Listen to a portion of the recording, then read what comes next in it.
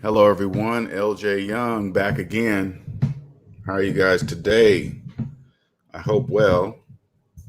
Let's see if I can still do everything with my mic way over here. Just checking something here. How are you guys today? Welcome to another edition of Savings Minus Debt. I am your host, LJ Young. And for those of you that are new to my channel, I am a conscious 100% debt-free motivational speaker and personal finance educator.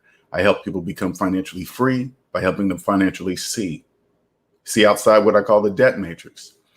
The debt matrix is a place where everybody lives that believes in credit and debt and believes in finance and everything that goes down in value under the sun: shoes, clothes, cars, watches, purses, phones, you name it. People in the debt matrix just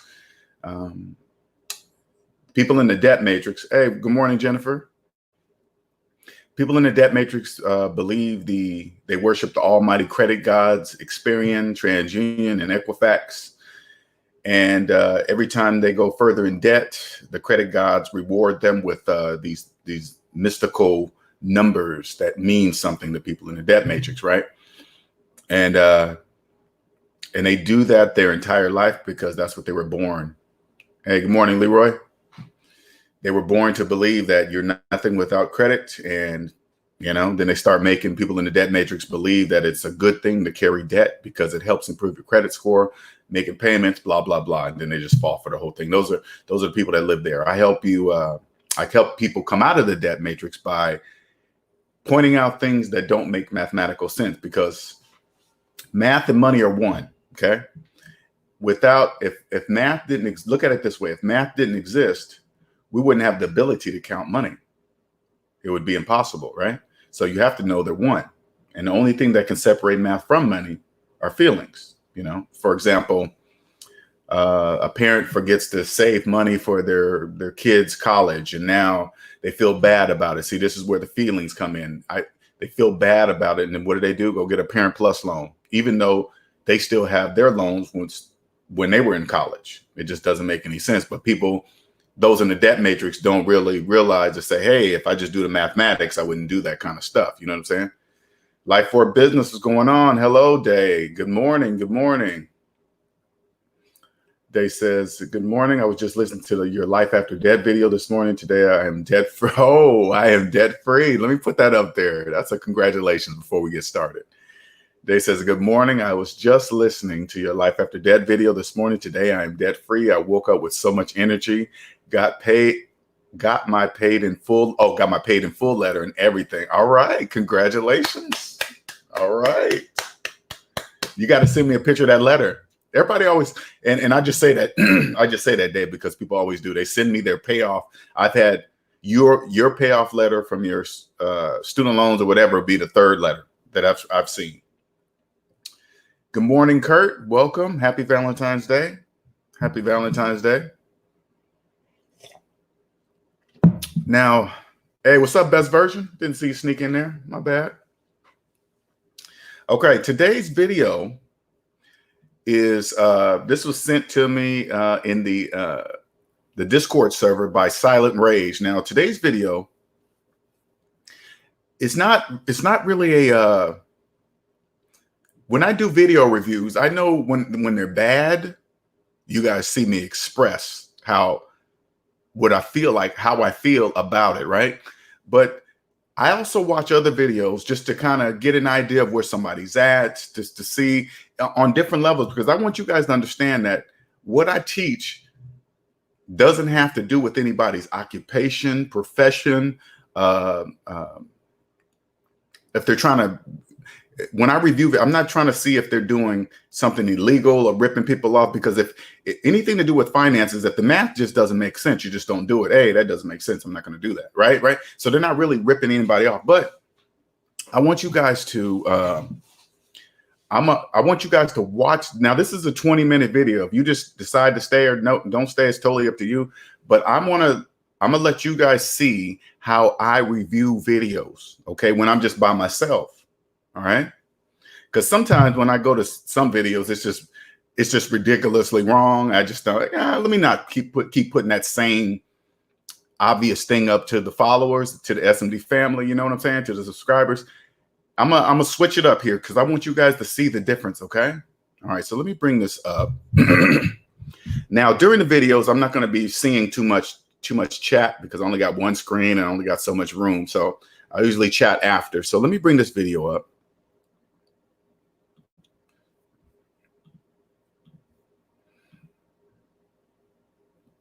Now, this video is about, it's 2016, so it's about 4 years old, actually.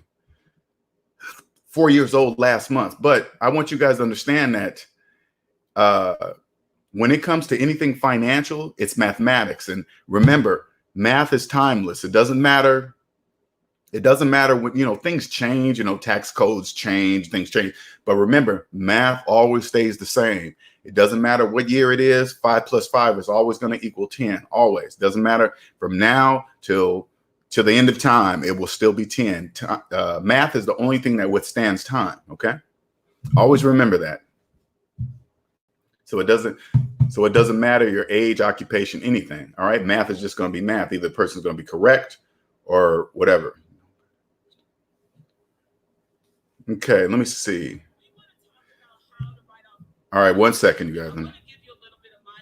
Let me make sure I get this up. 1 second here so you guys can hear. All right. Here we go.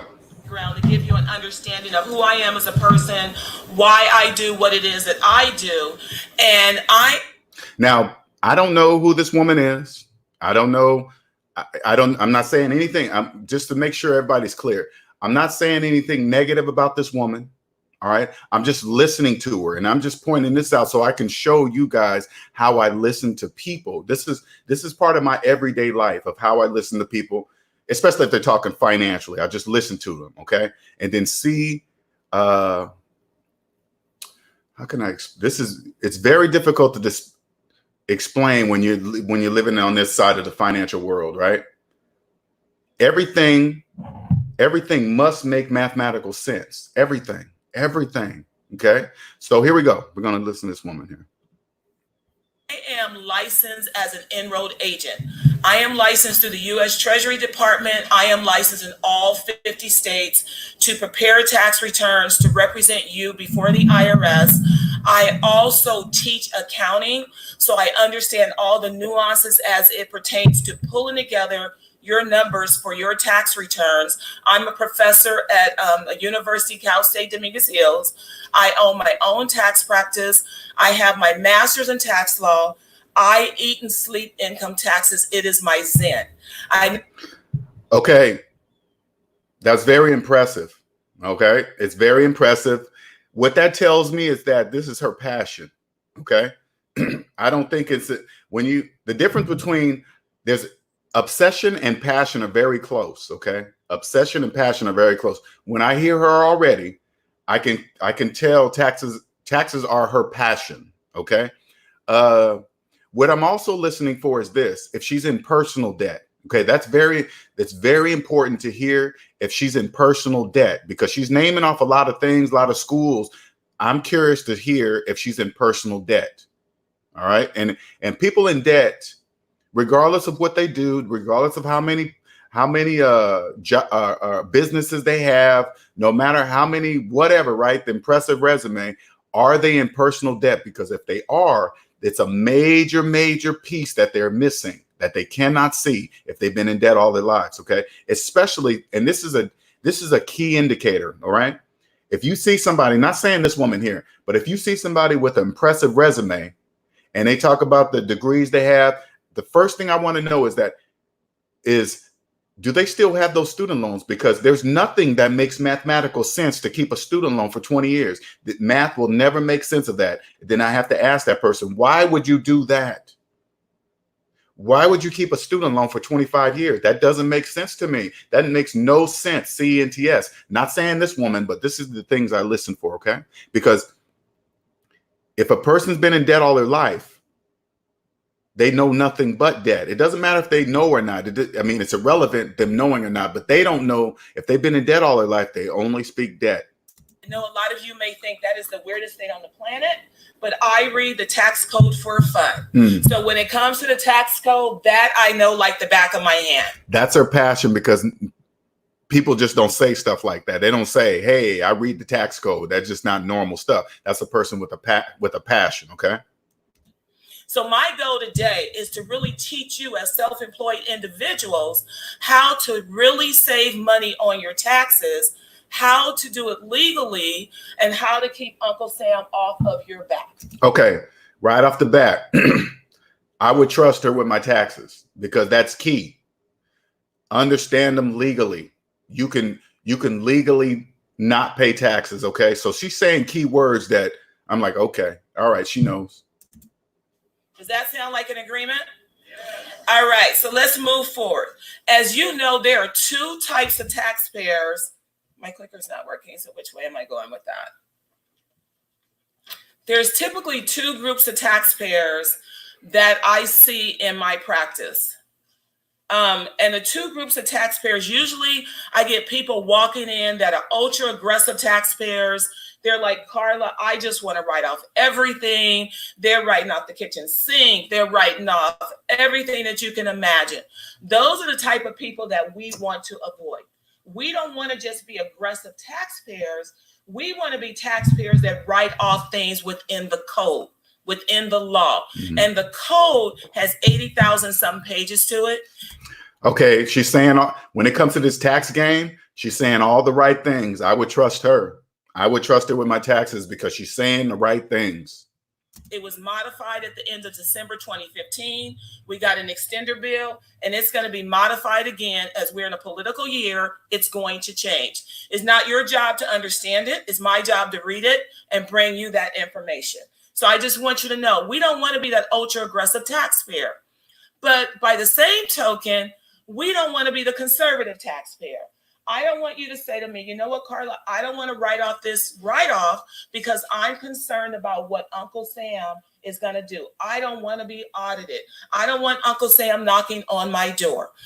All right. One thing I want you guys to understand something here, okay? The fear of the IRS, the fear of the tax person, the fear of the tax man, Uncle Sam, that's a conditioned mindset, okay?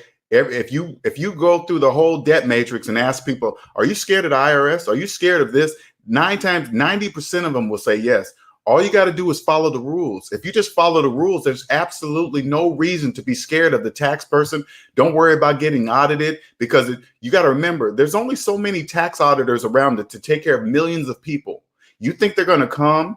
Not saying whatever she's saying is wrong. I'm just giving you guys my opinion, because I'm not a tax person. I'm not a tax professional in any way. I'm just telling you something that just makes sense to me. If you follow it's like when you're driving down the road, you know, if you go over the speed limit, you're going to get pulled over. You're going to get penalized for breaking the rules, right? Same thing. Follow the rules. Why would a tax auditor come to your business when you know you've been following the rules to the T? Maybe they do, maybe they don't, but it just doesn't make sense to me. They would come to double check to make sure you have it all right. It seemed like it would be a waste of time to do that.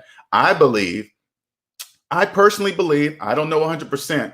I personally believe I don't believe audits are random. I just don't believe that, because they know all your information already. They're knocking on your door. They're coming to get some money because they're going to penalize you for breaking the rules.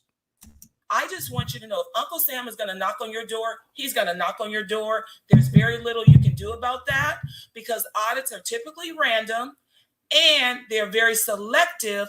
And unfortunately, we're in a real estate market that IRS goes after the real estate market. Because of the big fiasco we had when the market all went crazy a few years ago, the mortgage industry, IRS has targeted the real estate industry as an industry to go after. So just know that you are in that. See, I would come to her because I can tell, you can just tell by the way she's speaking.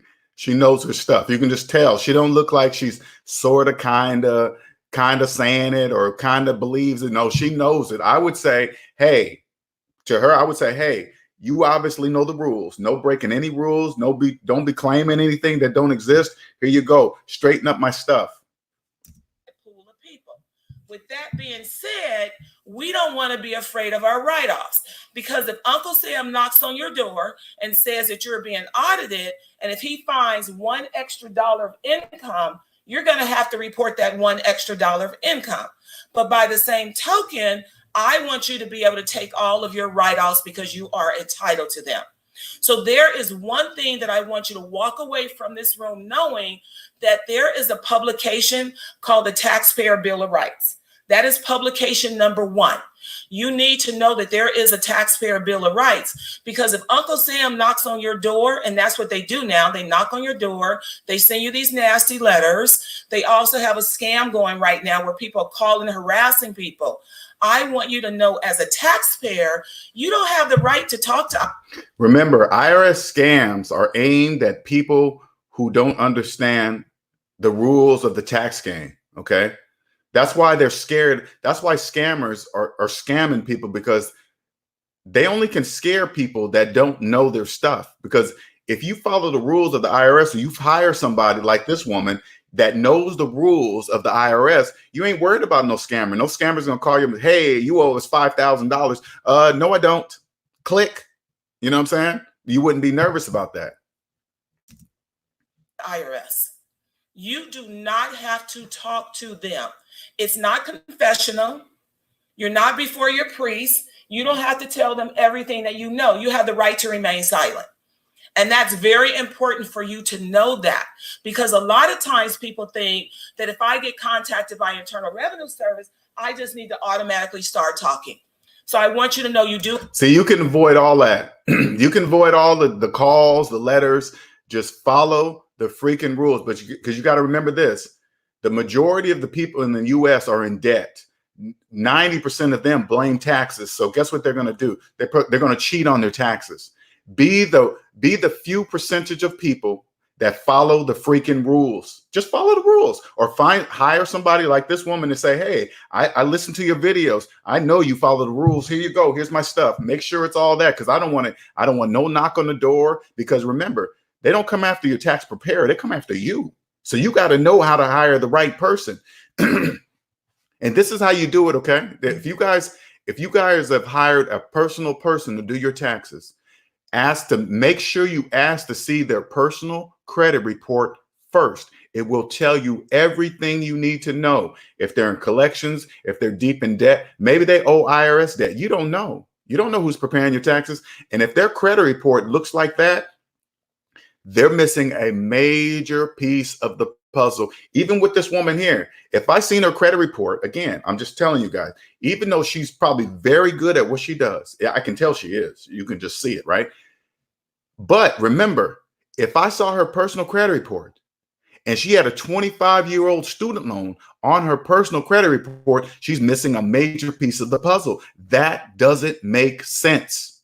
It doesn't make sense to keep your student loans longer than you actually went to college. Something that right there, that math, there's no math in the world that will make that up. So that's the only. So when you come across a person that's just trying to give you do your taxes just to try to get you the most money, you better not do that. You better not do that. You have the right to representation. Are you guys with me on that? And it is better that you get somebody to represent you, because sometimes what we say very innocently to Internal Revenue Service turns into a nightmare and an audit. And let me give you an example of that. So I had a situation where a taxpayer was being audited. The IRS called their place of business, because they're self-employed like you guys are. The IRS called their place of business. We had the super assistant that we all trained to answer questions for us, right? Answer those questions, field our phone calls, only transfer me who I really need to talk to. So the super assistant answers the phone. It's the IRS. And the IRS says, oh, is Mr. and Mrs. So-and-so in? And she goes, no, they're not available. How may I help you? Oh, I was just kind of concerned about their write-offs on their tax return. Do they own 2 vehicles? Oh, yeah, they do own 2 vehicles. What vehicle do you want to know about? So the super assistant starts giving away all of this information. There's nothing illegal about the assistant giving the information if they volunteer that information. So we want to be very careful on who represents. When I listen to this is what I think to myself. Obviously, the IRS contacts the person first, right? The IRS contacts the person first that they're after. If they have to start asking questions around, that means the person that they're after is lying about something. That's why they're looking elsewhere. If they could come to the person and say, hey, person, what do you have? And the person says, I have this. And then they just give it to them all. And there's, because remember, this is what I guarantee you this. It's all about the math. If I was an IRS agent, the only thing I would be looking for are mathematical inconsistencies. Because why? Why do people cheat on their taxes? Money. There's always a money trail. People in debt have a pattern. They don't know they have a pattern. This is obvious. It's obvious that they have a pattern. Then they start lying about numbers, and then the numbers just not going to add up. You just put them all down, say, hey, this math doesn't add up. Why doesn't it add up? Then they have to have a reason. That's why they're calling around, hey, this person have that, because the original person is not telling them the information they want to know. Presents us before IRS. Are you guys with me on that? Okay, very good. So we don't want to be an aggressive taxpayer. We don't want to be a conservative taxpayer. We want to be a taxpayer that uses the code to the fullest extent. Are you guys with me on that? Being that you are self-employed, I am going to tell you that you are sitting on a gold mine of write-offs. That is true. The tax code is really for two people. Mm-hmm. It's for wage earners, mm-hmm. and it is for the self-employed people. Yep. The people that are making all the rules mm-hmm. in Congress, are those people wage earners, or are they self-employed? Self-employed. Self-employed. Yep. The Donald Trumps of the world are self-employed. All of those people that are running for office, those people are self-employed. Yes. Those are the people that are making the rules. So yes. Do you think the rules are going to be in favor of the self-employed or the W-2 people? Self-employed. The self-employed people. How many of you in here are self-employed? All right. So the rules are for you. So that's what we want to talk about. We want to talk about how to use the rules for the self-employed. And remember, you guys, the wealthy create the rules. This is why you don't break the tax laws. I want you guys to understand that this is how it works. It's not written down. Of course, you're not going to find it anywhere, but understand this. The wealthy make the rules. And if you're trying to become wealthy, you can't break the very rules that the wealthy create. That doesn't even make sense. So you better believe the wealthy follow the rules because they created them. You can't make it to the top. You can't be part of the 1% trying to break the rules that the wealthy create. That doesn't make any sense whatsoever. You can't. You have to follow the rules. Now, does it matter how much money you make in order to use those rules? Yes. Absolutely not.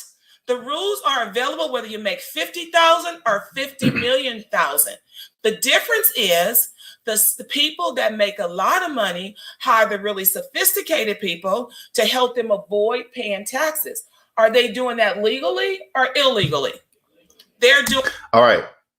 The reason why I said or no or yes or whatever, right? You got to remember, it doesn't matter how much money you make if you're deep in debt. If you make $200,000 a year, if you make $200,000 a year, but you're $400,000 in debt, you're in debt. All right. If you have your own business and you're in the whole $200,000, you're not writing off anything. I know it looks like you are. I know you're physically writing down numbers, and I know you're physically putting in your tax terms legally. But if you're in debt, you're really not writing off anything. Add up all your savings, add up all your debt. Savings minus debt equals how much money you have in real life. If you did that and you're in a deep negative, what are you writing off? You're writing off negative dollars? Math says it doesn't even exist. You can't, unless you're debt free, you cannot do what she's talking about. Okay. It's mathematically impossible to save on taxes when you're in debt. That's impossible. That is totally impossible.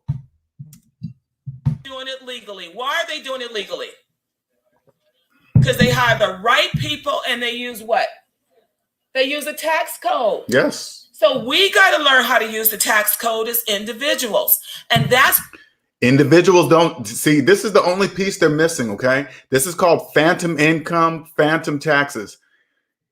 People in debt cannot take advantage of what she's talking about. They can't. People, if I was up there on that stage, I would ask everybody, do you know how much debt you're in? all these self-employed people, it sounds like a lot of people raise their hand. I would ask them, do you know how much debt you're in? Anybody that said they didn't know, they're not getting the tax. They believe they're getting tax savings. No, they're not. They're not. I can prove it too. If somebody said, hey, that's not true, I said, I can prove it. You want me to prove it? I can. Now remember, everything I say I can prove with mathematics, always.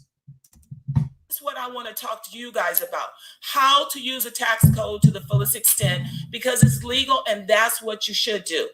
I personally enjoy being audited. My husband is sitting here today with me. He doesn't like it, but I love it. And the reason why I love it is because I love a challenge with Internal Revenue Service. If you're going to audit me, you're going to best believe. See, I would. We walk away. I would hire her because she's got 100% passion. I told you guys in my previous videos, you look for a tax person like that. That's a passionate tax person, and I'm sure her prices cost. But hey, that's to give her some money and not have to worry about to make sure my taxes are being done legally. She's not cutting corners. She's not doing all that stuff that people in the debt matrix do. I don't allow any of that. No. There's plenty for everybody. You must get out of debt first. From that audit, you're going to pay me back money. That is my goal. So when you're audited, it's not just about IRS going, you're a bad person. You can also bring other things to the table. So I want to tell you the things that you need to be aware of so that you can protect yourself and be ready to go. So the very first thing that you need to do, and there's 4 things in order for you to use the tax code to the fullest extent, is to have a business. How many of you in here have a business? How many of you are self-employed as realtors? How many of you have a business? That should be the entire room. If you have a realtor license, you have a business. That's the first thing you need to know. Whether you believe it or not, you have a business. If you're receiving a 1099, you have a business. So you need to conduct yourself as though you have a business. She's not talking to people in debt. See, when a person in debt listens to her, how can I even put that?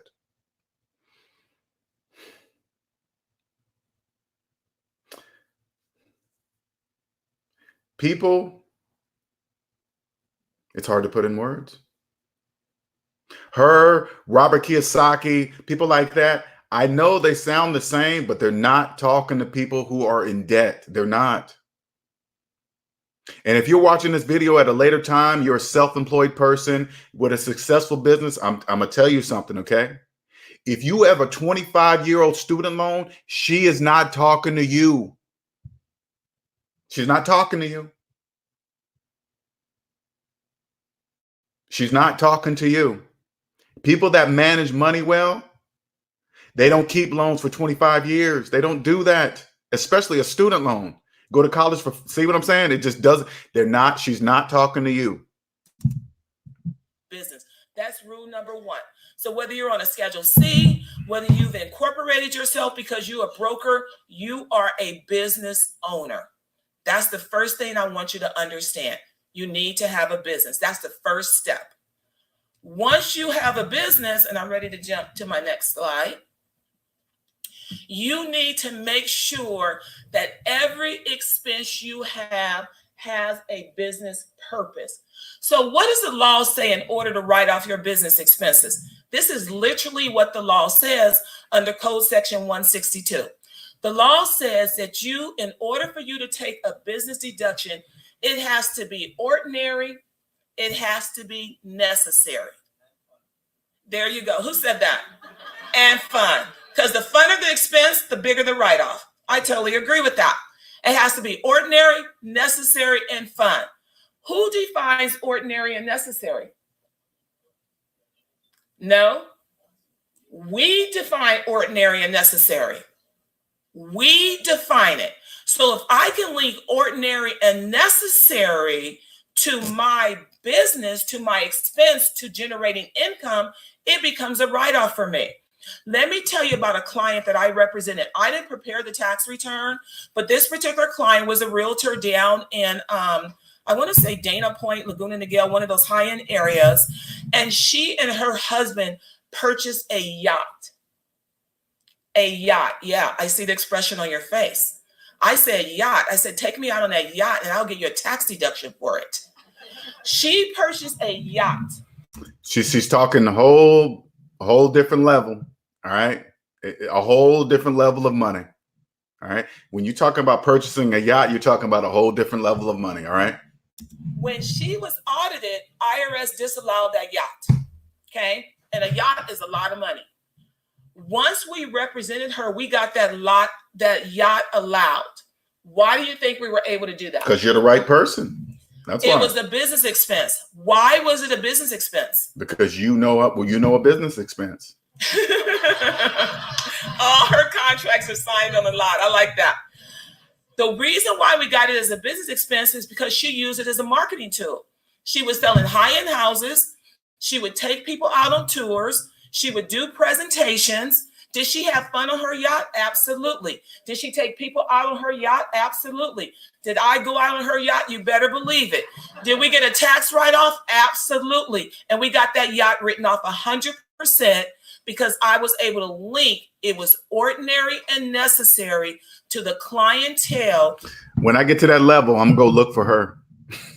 I'm going to go look for her. That she was trying to secure in Dana Point and Laguna, people that live near the beach that have this type of lifestyle. Are you guys with me on that? Yes. So you define. But I guarantee you this. When I get to that level and I end up reaching out to her, I guarantee you nobody will have asked to see her personal credit report first. I'm going to ask her. I'm going to say, have anybody ever asked to see your personal credit report before hiring you? I guarantee you she's going to say no. Guaranteed. I need to know. I need to, because again, I keep repeating this. A person's personal credit report will tell me that they know. Because if somebody asks to see mine, when I say, and those of you that are new to the channel, I'm not talking about credit score. I'm talking about the entire credit report. Because if somebody asks to see mine, I would show it to them. You know why? Because it's nothing on it. It has a bunch of zeros. There's nothing on it. There's nothing to see. But people in debt don't know that. Fine, ordinary, and necessary, not the IRS. The IRS doesn't define that. We go by the law, the code. A lot of times, if you're in an audit, IRS doesn't even pull out the code. They pull out their little publications that don't mean a hill of beans. The code trumps that because that's the law. So I said you have to have two things. The first thing is the business. The second thing I said that you have to have a business purpose. Does that make sense? Let's move to our third thing. Proof of payments. We want to make sure that we are keeping our documentation. A lot of things that we're doing now, we're doing on the internet. We are buying things off of Amazon. We're doing a lot of PayPal payments. We're getting those receipts. Those receipts are going in our emails, and we're going to repull those receipts later when we get audited, right? Yeah. And then what happens? The computer crash, the technology goes down, and we don't have the receipts. Rule number 3, take the time to print your receipts. Take the time to secure your documentation. We have a proprietary program called BOSS, Back Office Support System, where it allows you to take pictures of your receipts and store them in my vault on my server. It is very, very important that you get your receipts now, because if you get audited, we have 10 days to present documentation. We need the receipt. We need the method of payment by check or credit card. We need both. The credit card statement is no longer enough. You know how you get your American Express statements or your Capital One statements that show all of your transactions? That's great, but we need the physical receipts. All right, I'm going to fast forward a little bit of this. Let me say this because I don't feel like... The fourth thing that you need to have is to make sure that you properly put the expenses. All right, that's things in the proper categories. All right, it's pretty much, she's just telling you how to use the proper category. All right. IRS, make sure when you file your tax return that it follows the proper format. Don't put things on your tax. Okay, let me just stop here. There's nothing really more I want to read. She's just kind of telling you how to do it. But anyway, let me get rid of this. Stop sharing. Okay, so what today's video is like this. I wanted to show you guys how I watch other videos. Now, this video was given by Silent Rage. I'm just pointing out the fact is this. There's what I listen for is passion. And if they're confident in what they're saying, and if they're saying the right things that make mathematical sense, she's like, follow the rules, make sure you keep paperwork. All that is true. That's all the right things. I would go see her. That would be enough for me to say, okay, let me go check her out. Let me go, because she's saying all the right things. So nothing negative about that woman. Nothing negative at all. All right, let's go through some of these. Yeah, Day says that's crazy. I actually have the same video in my watch later list. Okay, I'm listening. I would trust her, Day. That woman. I mean, again, if you ask to see her personal credit report, I guarantee you nobody has ever asked her that. Guaranteed. Hopefully, because if somebody asked me for mine, I would know that they know for even asking that question. I would say, oh, okay, you must be debt free for even asking that. So good morning, Cosmic Wisdom. Good morning, Mike. Happy Friday.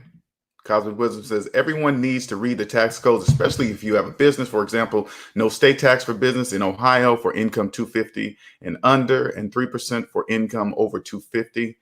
You don't need to pay. Yeah, there's all kind of rules. I personally, I don't even want to know all those tax stuff. I'm going to find a woman like this who is passionate about the tax code and pay her for what she's worth. Hey, here you go. Because all I want to know is the person knows the basic rules. You must be 100% personally debt free. You must be. Because if you're not, it doesn't make sense. You're missing a big piece of the puzzle when you're not debt free. Okay. Number two, make sure they're passionate about it. If they're like that and they're passionate, they know the rules. Don't break the rules. As long as you understand that, I'll hire you. Federal tax, Cosmic Wisdom says federal taxes cut 20% off income off the top. This info is free and available to everyone. NC Big says, LJ, how are you talking taxes today? No, I'm not. NC Biggs, no, I'm not talking taxes. I'm just talking about how I listen to a person talk about taxes, because I don't know anything about taxes. I'm not a tax person. I don't know. I'm not a tax anything. I just know how to pick the right tax person to do my taxes. Okay. Fat Boy says people in debt spends most money, interest on money you owe. Yeah, but a lot of people in debt, they don't know.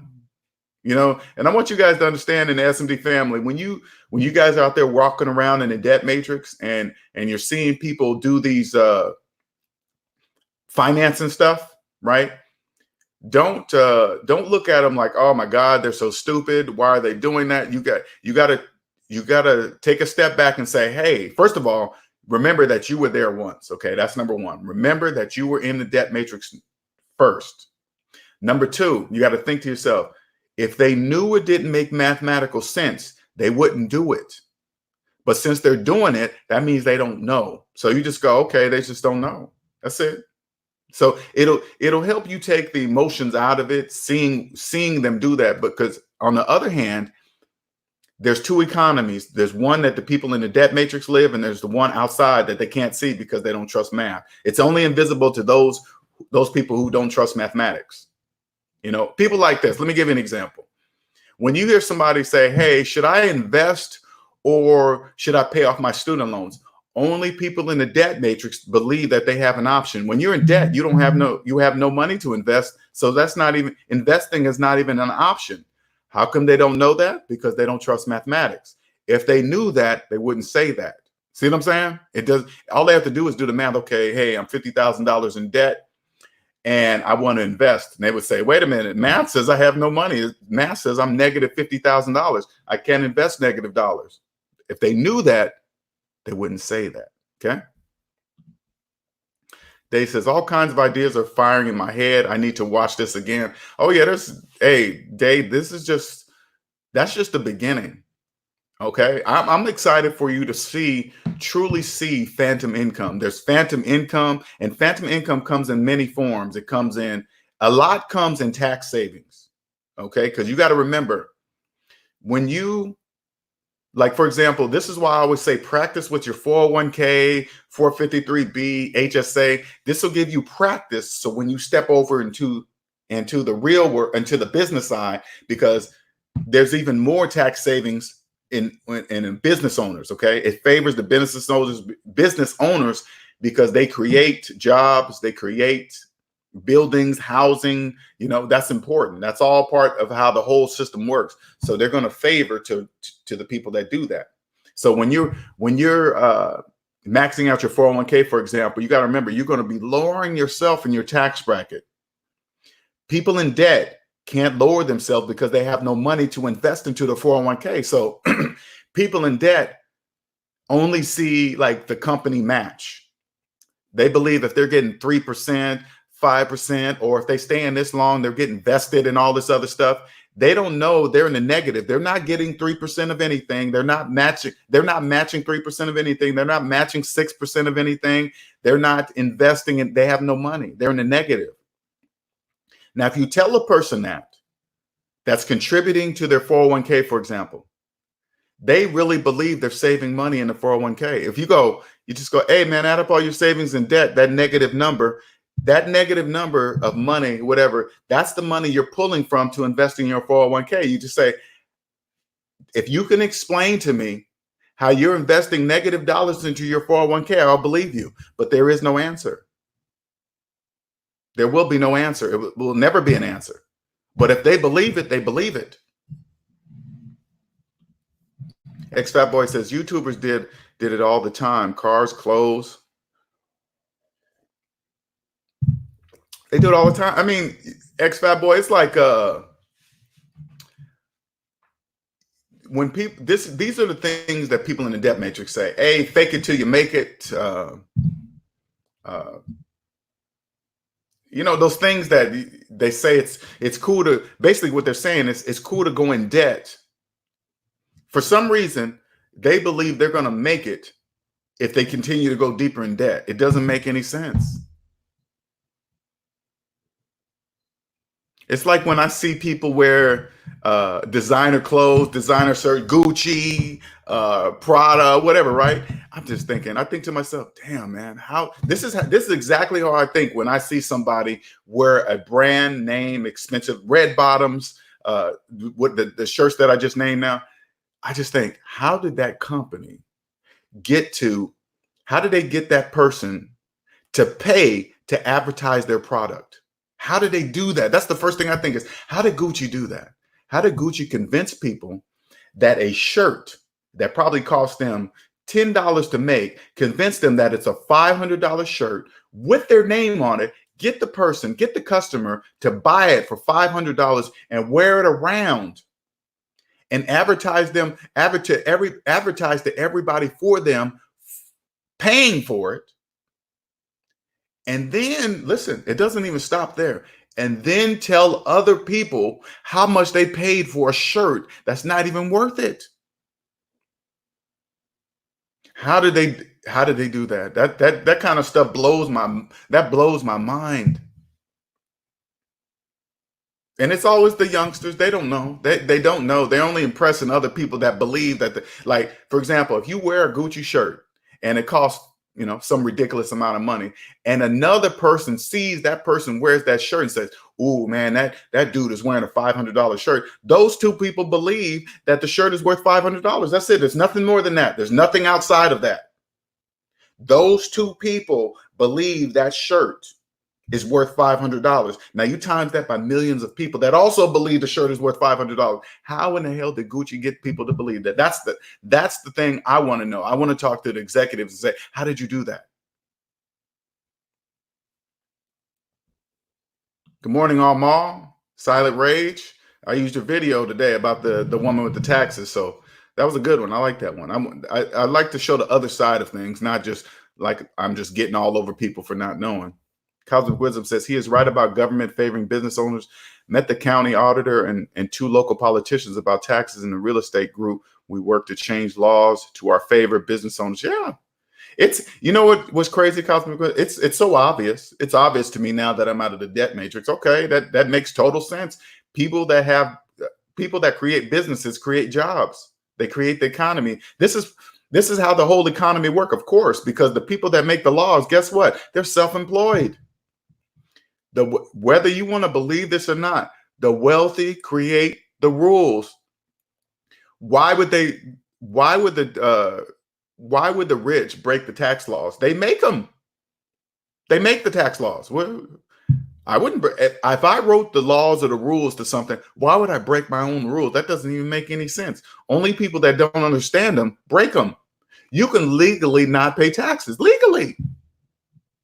I'm going to say that one more time. You can legally never pay taxes again, but you must first get out of debt. You have to get out of debt. To understand anything what this woman's telling you in this video, you must be out of debt.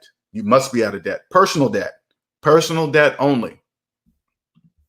Jared says, my friends who bought houses say I'm throwing money away by renting an apartment. They keep talking about how their house went up in value and can they sell to make the money, but they're in debt. See what I'm saying, Jared? Only people in debt say things like that. They say stuff like that. This is what they're really saying. Okay, they don't know they're saying this. First of all, no mortgage in the world makes anybody a homeowner. So they're not even a homeowner. They're a loan owner. They're loan owners. And what else do they say? Okay. And then they tell you you're throwing away your money on rent. What they're really saying is this: you need to get a mortgage like me and then you'll be somebody. It doesn't even make any sense. Look at a mortgage as a big credit card, and your mortgage payment is the minimum payment for the next 30 years of your life. You're promising the bank for the next 30 years of your life, you're not going to have any type of financial hiccup. Those odds are better than Vegas. That's impossible.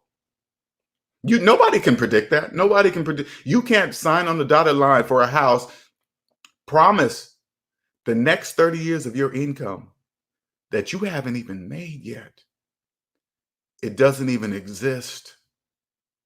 The money doesn't even exist, and you promise it to the bank for this house that you believe is yours.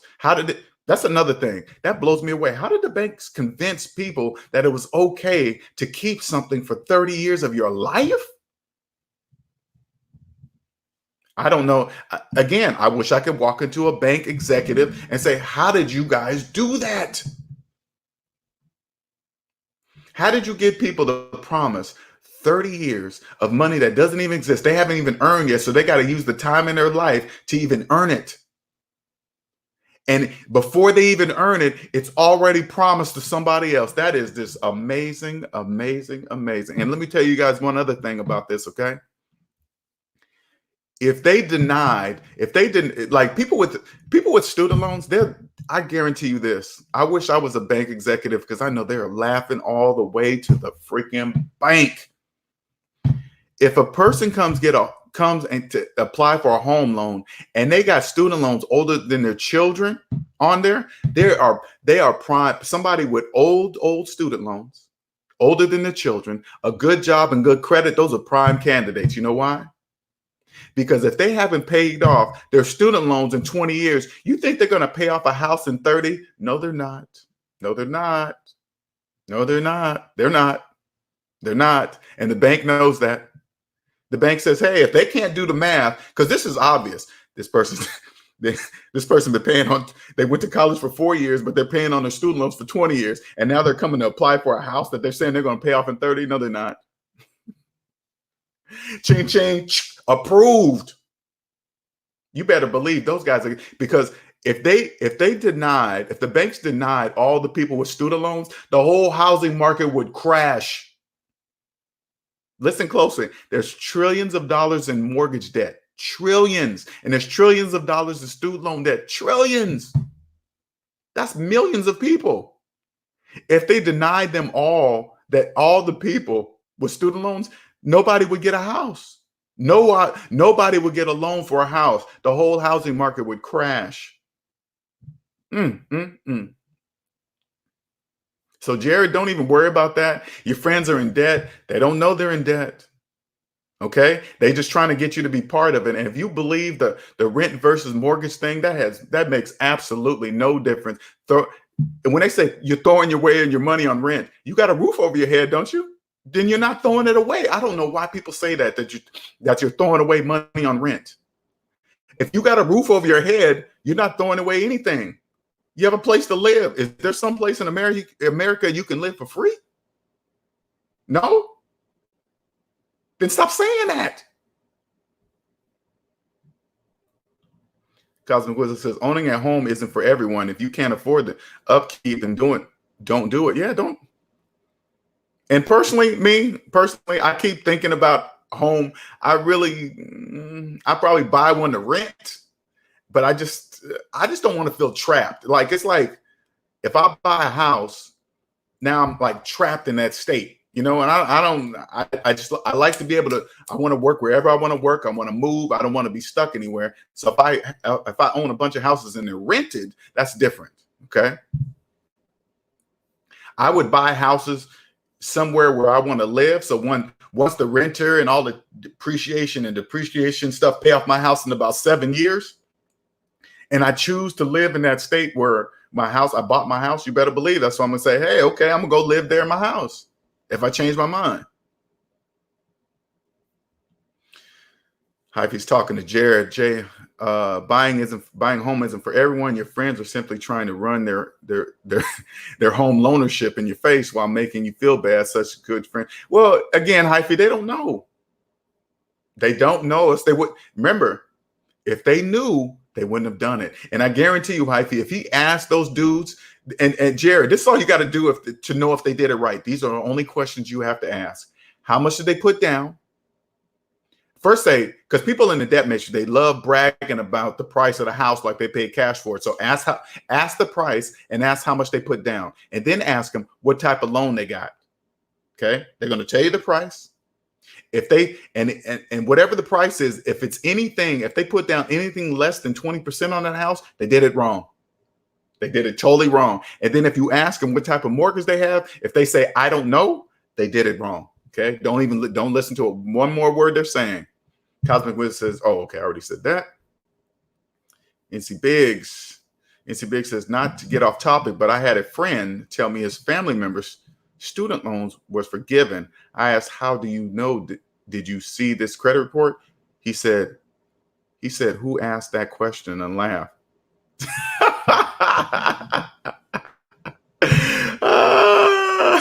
Nobody asked that question. That's why he said that. That's why he said that, NC Biggs. Nobody asks that question. Nobody. And this person that told him that his student loans were forgiven, I bet you they probably went on their credit report and saw that they were paid off and closed, right?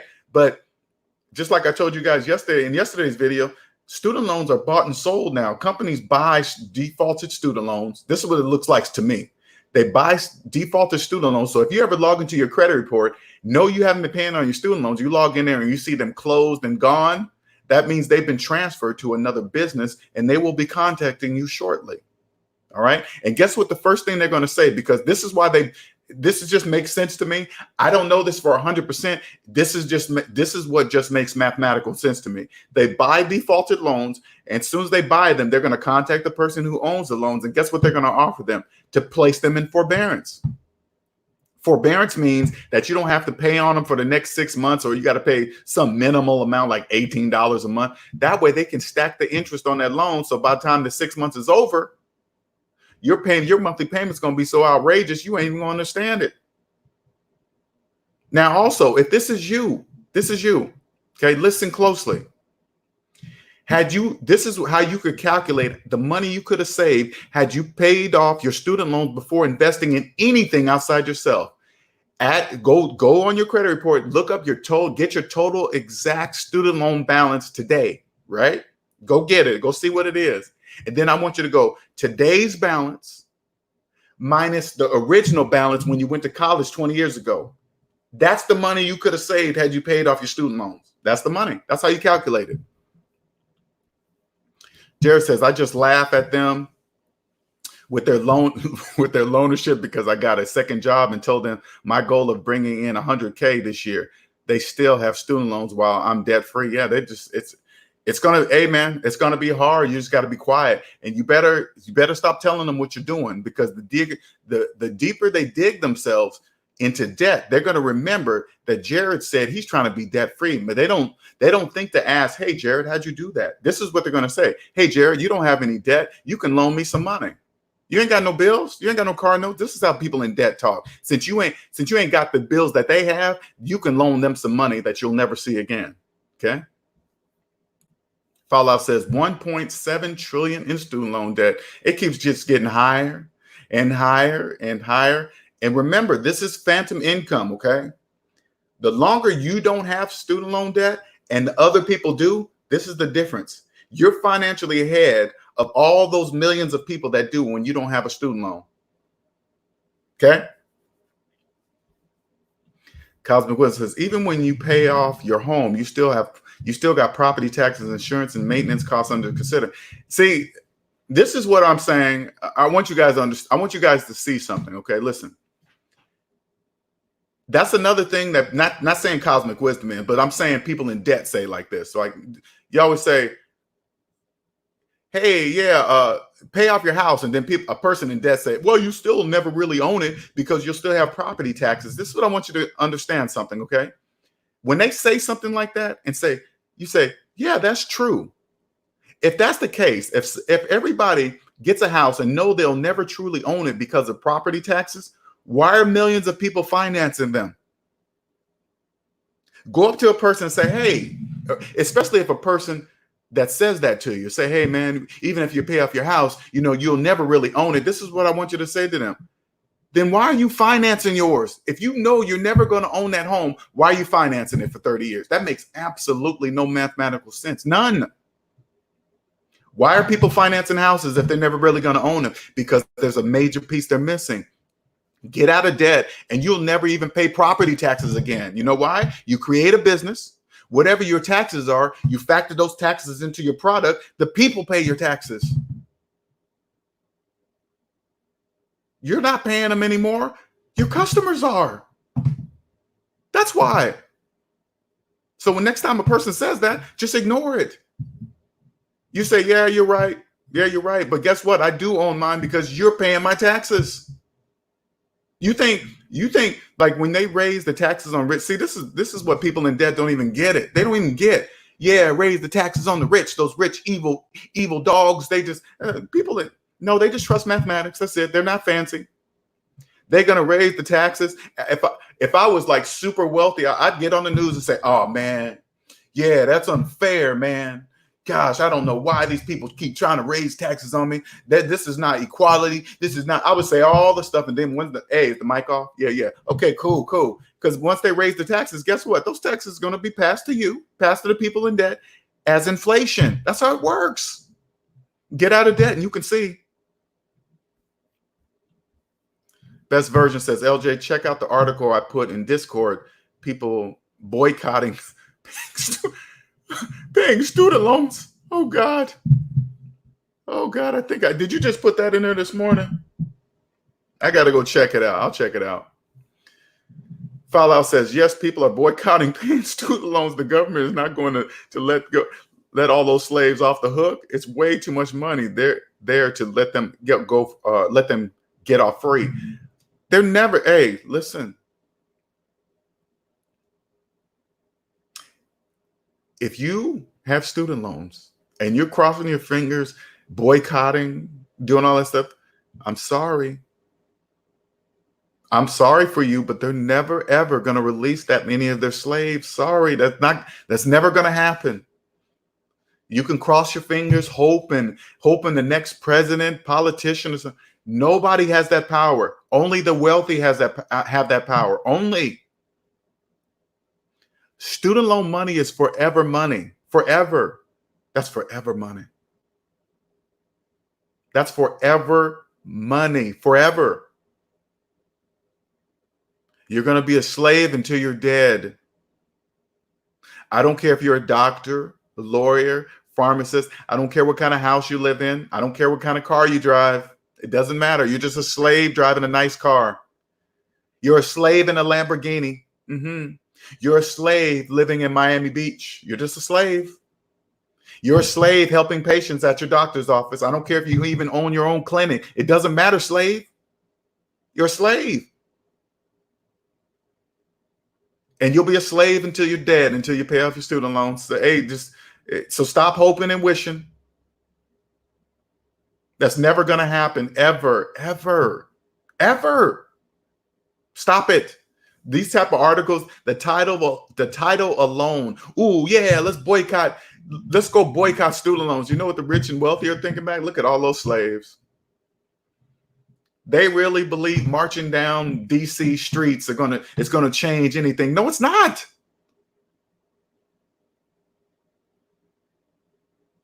Student loans is that's the new slavery. You better get out of student loan debt, and you better understand taxes. You better understand it. When it comes to this tax game, I don't understand why people don't see how well. I do now that I'm out of the debt matrix. Okay, but I didn't understand it when I was in debt. I didn't even know my tax bracket.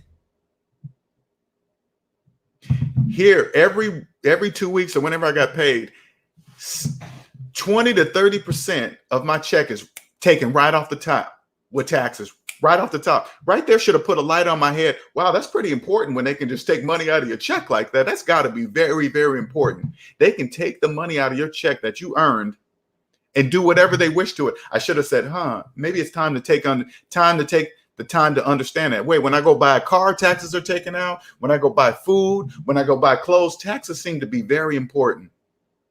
You think I thought about it that way? Nuh-uh. No, I didn't. I was a slave. I was a drone. I was just like everybody in the debt matrix. Ooh, I'm scared of the tax man. Don't worry about getting audited. Never once did a person say, hey, you know what? If you just follow the rules, that won't happen to you. I would have been like, wait a minute. It's no different than driving a car. You speed, you're going to get pulled over while you're breaking the rules. Hey, you went to take a left and you put on your turn signal and the cop pulls you over. You're going to say, hey, why you pull me over? You broke the rules. Oh, man, I feel like driving at night with no lights on. You're going to get pulled over. Why? Because that's against the rules. No different than taxes. Take the time to follow. And I'm not even saying you need to know about the taxes. Get debt free. You'll know exactly the type of tax person to hire. You ask to see their personal credit report. I don't care how they feel about it. Hey, if you ask somebody that and say, you know what you say? I know it is. You never heard it before, have you? I know. Your response is the natural response that I expect you. Hey, why I haven't had anybody ask me that. I know that. I know you haven't. That's why I'm asking.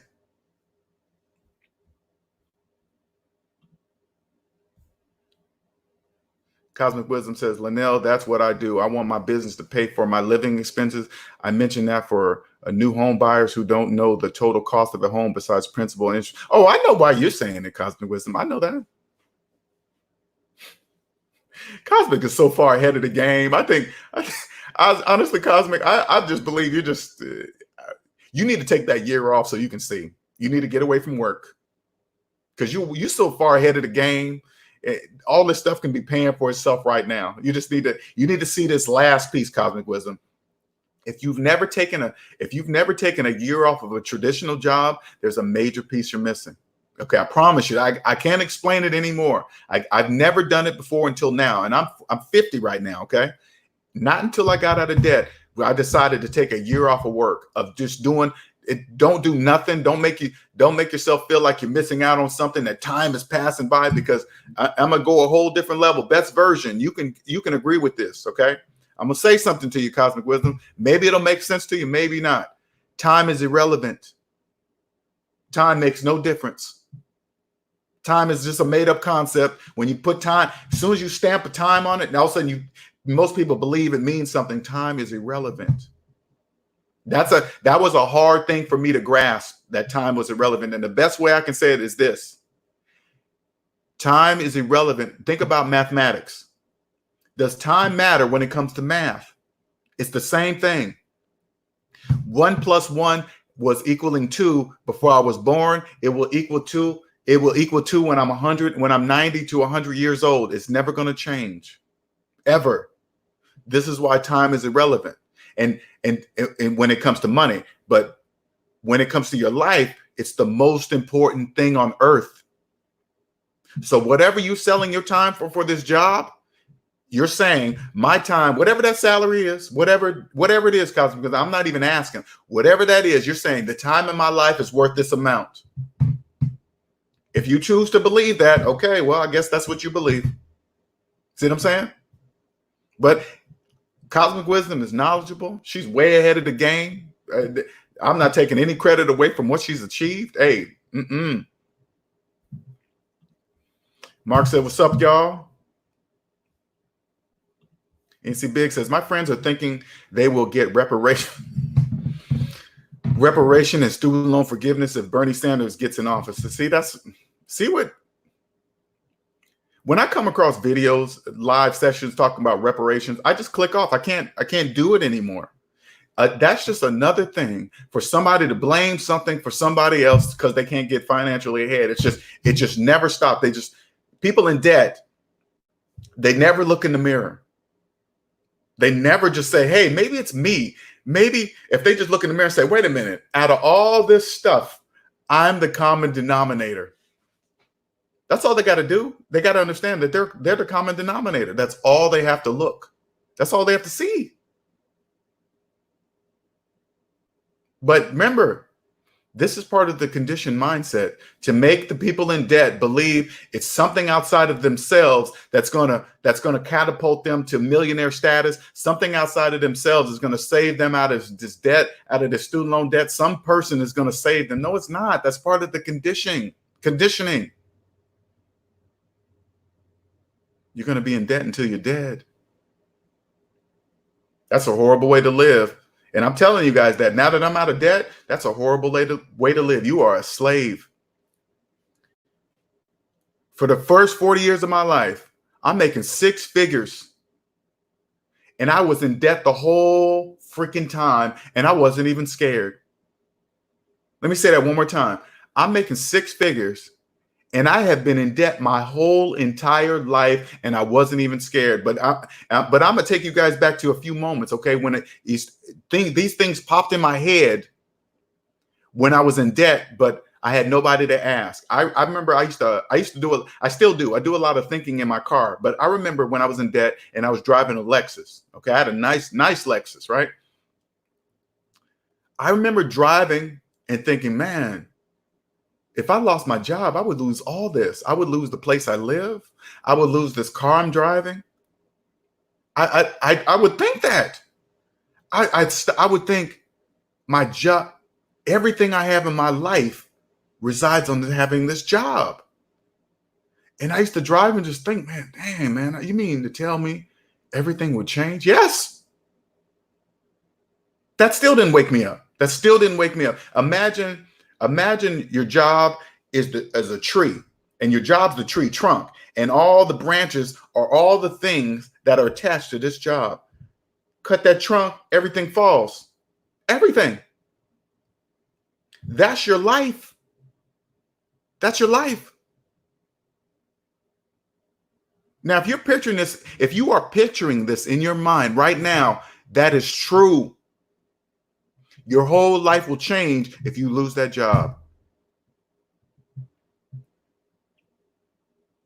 And I'm telling you right now, that alone, that should show you why you take crap at your job. If your boss is talking to you like crap, they're making you work through lunch, that's why you're doing it. You're in debt. Only slaves work for free.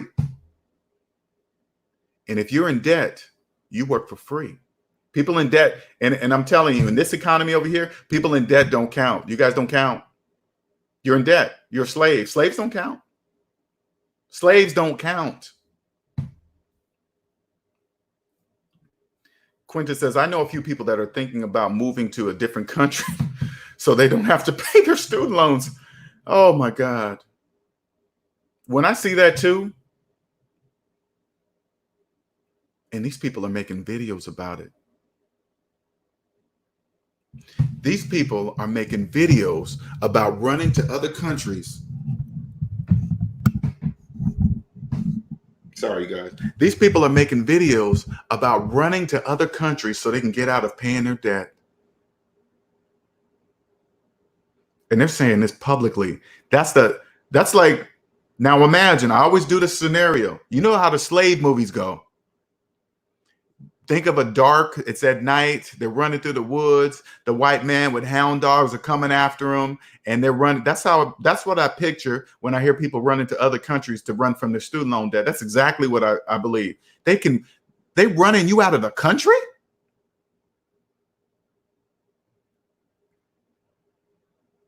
And now you can't come back. You can't come back.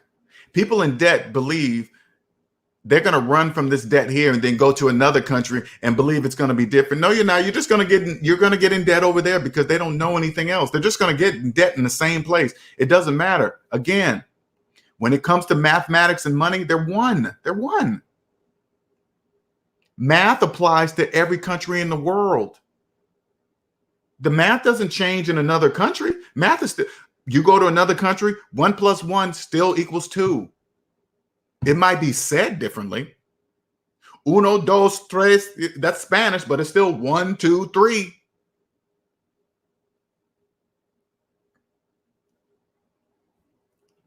Cosmic Wisdom says, not yet. I got huge goals like setting up a family bank and funding others' businesses while growing my business. But believe me, I'm going to kick back in due time.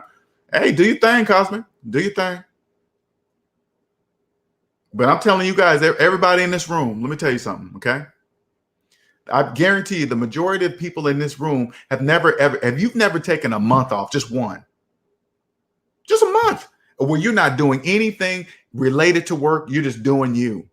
If you've never done that, you are missing a major piece of the puzzle, major piece. Now, thinking about taking a year off work is beyond your mind, you're beyond your mental capacity. I'm telling you, I'm here, I did it. I'm going on 4. Am I special? No. Am I rich? No. Not even close. Do I own real estate? Nope, I own nothing. Nothing. But you got to remember, when people hear the word owning, owning means a lot of things to different people. When I say owning, I mean own. The bank's name is not on anything. That's what I mean by own. Anything else is a loan. If I ever get a mortgage and then somebody say, hey, are you a homeowner? I say, nope, I'm working on paying it off. That's exactly what I'm going to say. I will never call myself a homeowner, because if you say it enough, you'll believe it's true. I'm a homeowner. I'm a homeowner. I'm a homeowner. And the bank says, you sure are, buddy. Believe what you want to believe. See you later. Here's the keys.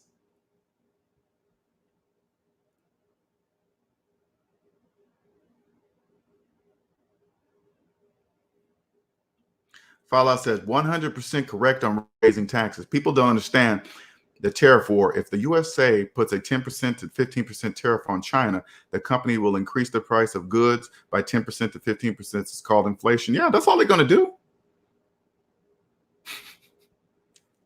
Just because they raise the price on something, that doesn't mean people are going to stop wanting it. It's all part of the plan, people. Get out of debt and you can see. You'll be like, oh, you won't care about, listen, you get out of debt. You won't care about the raising of tariffs and 10% on that, 10%. You're just going to pass that to the customer. Okay. Hey, why'd the price go up? Those tariffs, you can say it out loud. Hey, I usually pay this and it costs that. Why did the price go up? Those tariffs. You think I'm paying them? I'm not paying them. You're paying them. See what I'm saying? That's how it works.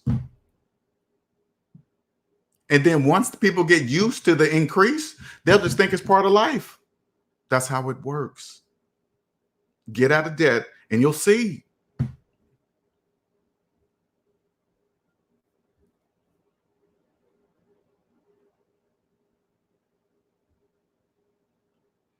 Mike says ES350. No, I had not the ES model. I had the 4-door, but it was the sport. What was that? 350 something. I forgot the exact name of it. It's not the ES. It's not the ES350. It's not that one.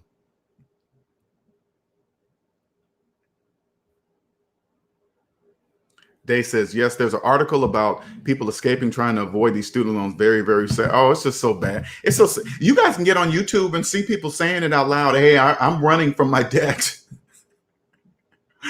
You'd be like, oh, slave. Them hound dogs rushed you out. They scared you out of the country. Those hound dogs are ruthless. Mm, mm, mm. Our Carp says, how can 45 million people be relieved from $6 trillion worth of debt when America alone is in $1 trillion worth of debt? See, when you get out of debt, I don't even pay attention to those numbers. None of that money exists. None of it even exists. There's just numbers on a computer screen. You think, do people really believe there's actually $1.7 trillion in cash somewhere? There's not. No one will ever see that. No one will ever see that much money. I wouldn't even want to see it. Even if I was a trillionaire, would I want to see $1 trillion in cash? Not really. I don't want to see it.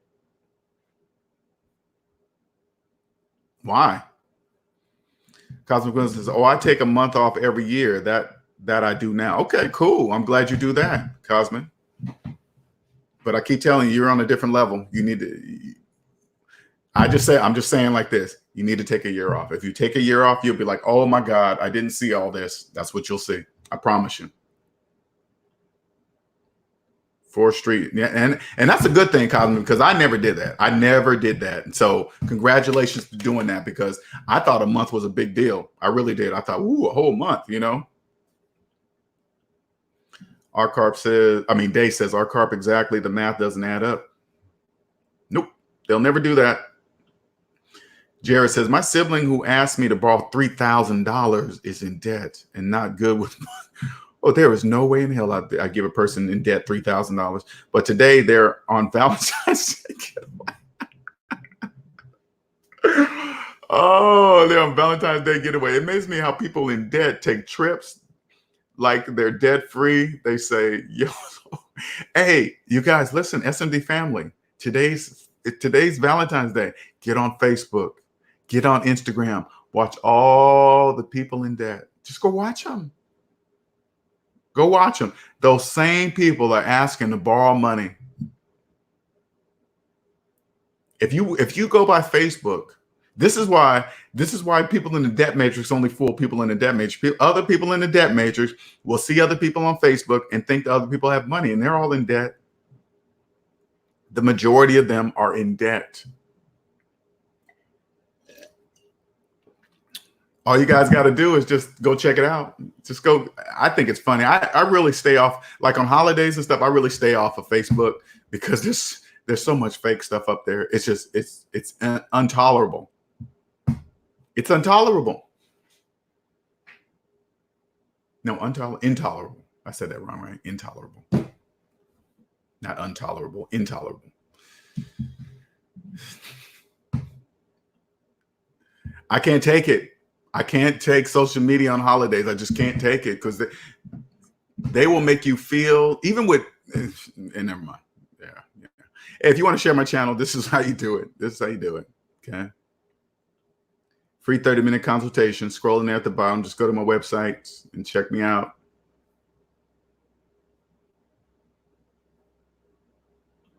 Cosmic Wizard says that if everyone was debt free, the economy would crash. It sure would. It wouldn't even work. Hey, Cosmic, somebody designed the system.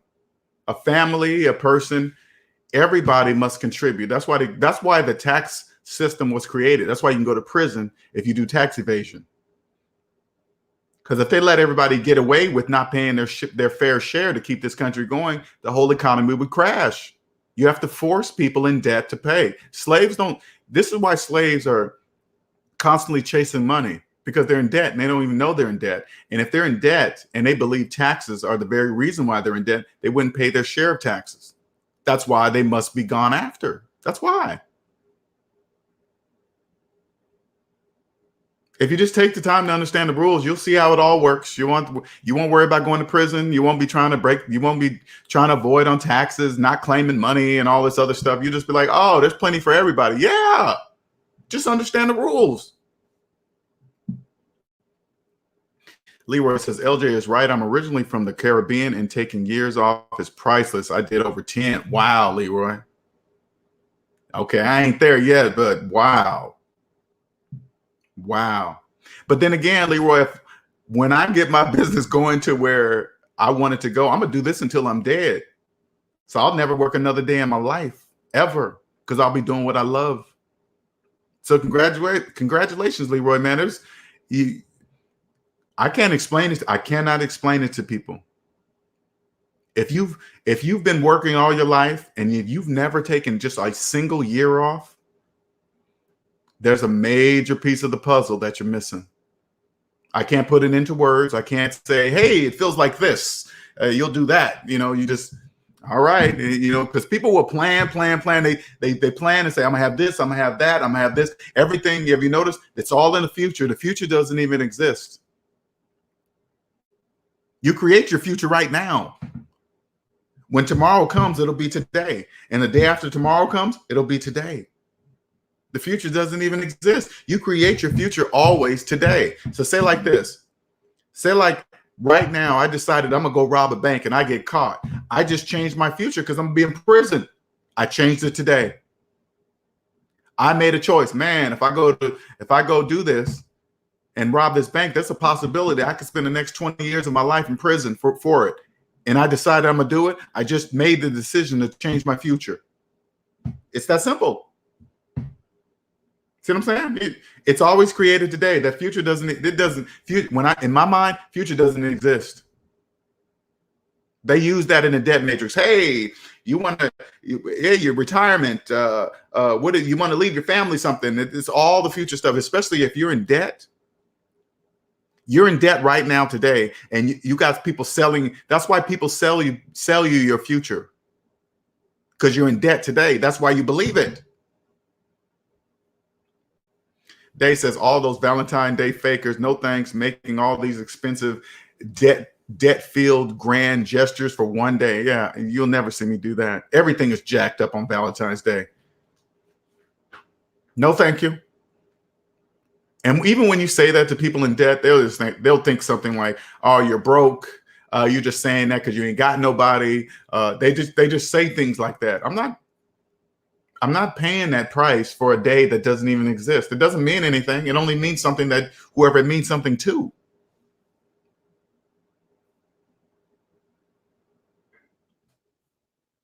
Mike says, me and my lady going to Chick-fil-A for V-Day and paying cash for it. That's what I'm talking about.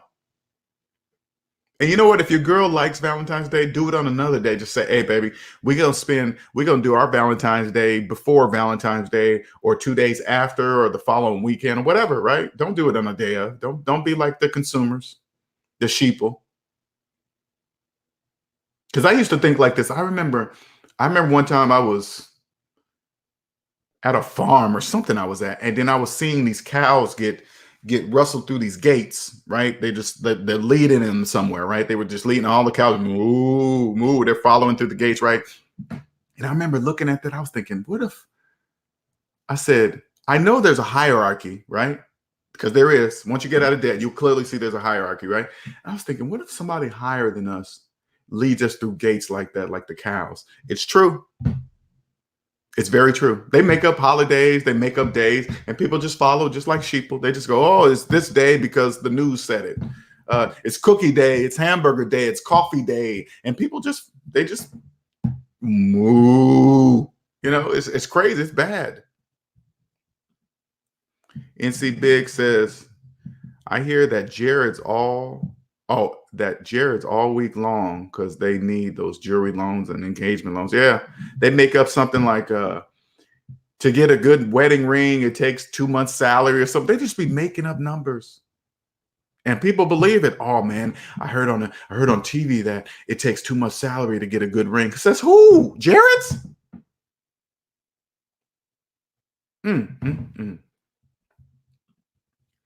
Day says NC Biggs diamonds are already have one of the most highest markups, and then people take out loan. And you know what's crazy is that diamonds are not rare. That's just a made up slogan. Diamonds are not rare. They just say it. Diamonds are forever. What does that mean? What do you mean forever? You know what I'm saying? Cosmic Wisdom says, even when I was in a relationship, I thought Valentine's gifts were wasteful. I was like, nope, don't give me something on an arbitrary day. Man, don't do that. My girl told me this. She was like, Linnell, if a guy did nice things all through the year for his woman, you think she would care about Valentine's Day? She wouldn't even care about Valentine's Day. I was like, I never thought about it. I never thought about it that way. If I do just nice things throughout the year for my woman, she wouldn't even care about Valentine's Day. I was like, oh, I did not know that. Okay, cool. Wouldn't even care. Valentine's Day would mean absolutely nothing. Nothing. That's why when you get on Facebook, I want you to see the disappointed women or the people that are just going off on it because nothing happened for them on Valentine's Day. That woman probably doesn't get anything throughout the year. So you better believe she's going to be all over that one day. It makes sense now. If a woman gets really, really upset that you didn't even you don't do shit for her. Oh, sorry. I'm sorry for that because this is kids watch my show too. If you don't do anything for that woman all through the year, right? And Valentine's Day comes and you don't do nothing then either, she's going to be upset. That's why she's upset. Green Machine says, nope. James Stokes says, there's so many diamonds in Africa, they throw them in the oceans. Because diamonds are not rare. Only Americans believe they're rare. Only Americans. They just believe the slogans. Green Machine, same for Christmas, yeah. Anything, you guys, anything, if an event comes up and I don't have the money, I say I'm not going. People in debt will make you feel bad if you say, hey, we're going on this cruise. You want to go? And you turn to them and say, nah, man, I ain't got no money. People in debt will make you feel bad about it. Oh, yeah, I can let you borrow some. Don't worry about it. No, person in debt. I don't want you to dig yourself deeper in debt thinking you're helping me. No. And then if you say you don't have any money, people in debt will think, oh, that person's broke. Slaves are just, slaves. Slaves say some of the weirdest, funniest things. They have no idea they're saying. That's why it feels like I'm walking around. When I walk around, I feel like I'm Neo walking around the debt matrix. People ask questions and they don't even know. I know the answer before they're finishing the sentences.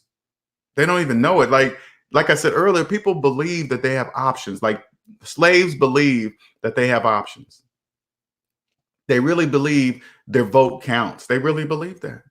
You're in debt, slave. None of your stuff counts, but hey, we'll do whatever it is to make you feel like you're included. Whatever. And these people hey man, should I invest? Should I pay off my student loans or buy a house? You don't, if you have student loans, you don't have any option to buy a house. Why are you saying that? Oh, because you don't know. Should I pay off my student loans or invest? If you have student loans, you have no money to invest. Why? That makes no mathematical sense. They don't know that.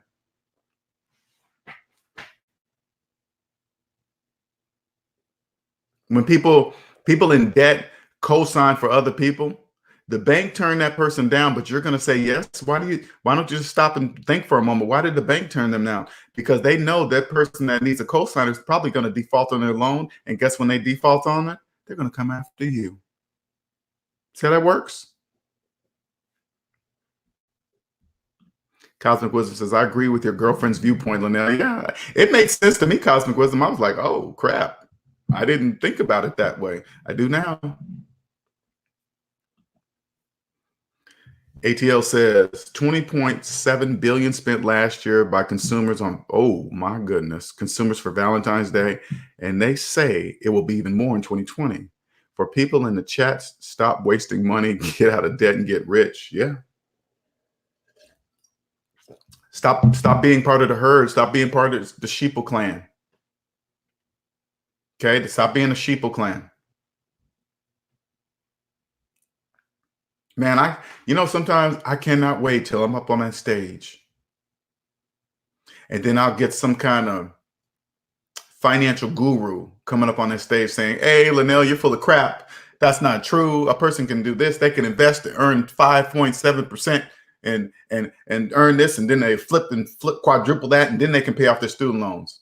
You know what I would say to the whole audience? I would say, hey, okay, you guys, after they're done with their spiel, this is what I would tell the whole audience. I would say, hey, everybody in their mind, I want you to think how much total debt you have. Just imagine whatever that number is. It doesn't matter. Think of the amount of money you would need to clear out all your debt, okay? That's how much debt you're in. Now apply everything, start everything. Anybody that pitches some kind of investment thing to you, this is what I want you to do. You always start with the amount of debt you're in. Everything they tell you, you start with this amount of debt. If you put that number in your head and then you say, hey, person, if I'm $50,000 in debt, how am I going to do your plan? I'm in debt. How am I going to do it? Make them explain that to you. Say, hey, okay, I'm 50 grand in debt. Tell me how am I going to invest in anything that you're telling me? Where is the money coming from? You know what they're going to have to tell you? You're going to have to borrow it because you're in debt. And if you borrow money, they're putting you deeper in debt to work that plan. And somehow, by going deeper in debt, this investment in this mysterious stock market, with the stock market even is bull crap, all right? They're going to somehow, something in this mysterious stock market is going to come back and do returns, and you're going to pay off this debt. No, you're not. No, you're not. If 85% of them, listen, if 85% of Americans are in debt, that means they don't even know they don't have any money. Now imagine the percentage of those people in debt, they're investing in the stock market with money that they don't even have, doesn't even exist. Who are they investing for? The banks. Because if they're in debt, that means they have to borrow the money. If they have to borrow the money, they borrow the money and then they invest. They're indirectly investing for the bank. So whatever mystical percentage rates that they're talking about, they don't even exist. You can't earn interest off of negative dollars. That's mathematically impossible. You see how crystal clear I said that? Now go tell somebody that you know is investing, that you know is deep in debt, that you know is deep in debt. And just tell it to them, hey man, you know, if you add up all your savings and add up all your debt, this is how much money you have really in real life. So whatever money you're investing in here, it has to come from this pool. And well, that's mathematically impossible. You can't invest negative dollars. How are you investing in there? You have to borrow money from the bank. You guys think I'm joking that I'm telling you that somebody constructed this system. It's a masterpiece. It's an absolute masterpiece. You got people believing, and when you come across an investor says, "Hey," because this is the normal script. Hey, you know, student loan rates are low; they're only like 7%. But if you get a investment that earns 10%, you can use that and this and that and blah blah blah. This is all you got to do. Take the interest for 1 year of all the things that you're paying, all the interest that you're paying, mortgages, credit cards, car loans, furniture loans, and add up all that interest for a year. Okay, add up all that interest, and this is what I want you to do. Okay, I want you to take the 10% that this investor is telling you that you're going to make. I want you to go 10% minus the percentage rate, the percentage that you added up that you're paying for that year, and you tell me what you're earning. You're not earning anything. You're earning nothing. What's up, Elijah?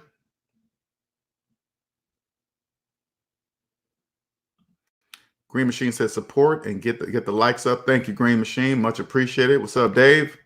Gabriel? Dave says, yes, cosmic wisdom. That's exactly right. Thank you, girl. I'm going to treat myself to lunch and not go too crazy. Yeah, treat yourself. You know what I do, Dave? I go out every Friday. I go out and eat, sometimes more than that. When you're debt free, you don't have to really set days because you have the money. Because once you start thinking collectively, you'll understand Phantom Income Day, and you'll realize okay, put it like this. This is how I think collectively, okay? Say like they say the average car payment is $500 a month, okay? The average is made up of millions upon millions of people making the same financial decisions as one, Okay. So 500 times 12, which is 1 year, that's $6,000 a year. Each year that goes by that you don't have a car payment, you make $6,000 more per year than the average. Now you take that, and now you take the trillions in student loan debt. Each year you don't have a student loan, and whatever that average is, that's how much more you make per year than the average. This is why it's cheap out here. This is why when you go fill up your gas tank, you don't even look at the prices, because it doesn't matter. You're not going to care about gas prices. You're not going to care about electricity prices. You're not going to care about that, because you're making phantom income. You're doing everything the financial opposite of the majority. This is clear writing on the wall, you guys, because you think about it this way. Do the opposite of there's trillions of student loan debt. Do the opposite. Trillions of car loan debt, opposite. Mortgage debt, trillions, opposite. Credit card debt, trillions, opposite. Just do the opposite. That's all you got to do. People take out, what's that margin? People borrow money. It's called margin, right? They borrow money to invest in the stock market. Investing implies that you have extra money to invest. That's what that implies. That's what that says. It's not talking to people in debt. You're borrowing money to invest. That implies you have no money to invest. That's just like it's like a self-explanatory thing, but people in debt can't see it. They really believe that they're investing money that doesn't exist. They really believe those digital numbers on the computer screen when they log into their account, they believe it's money. It's not money. It doesn't even exist.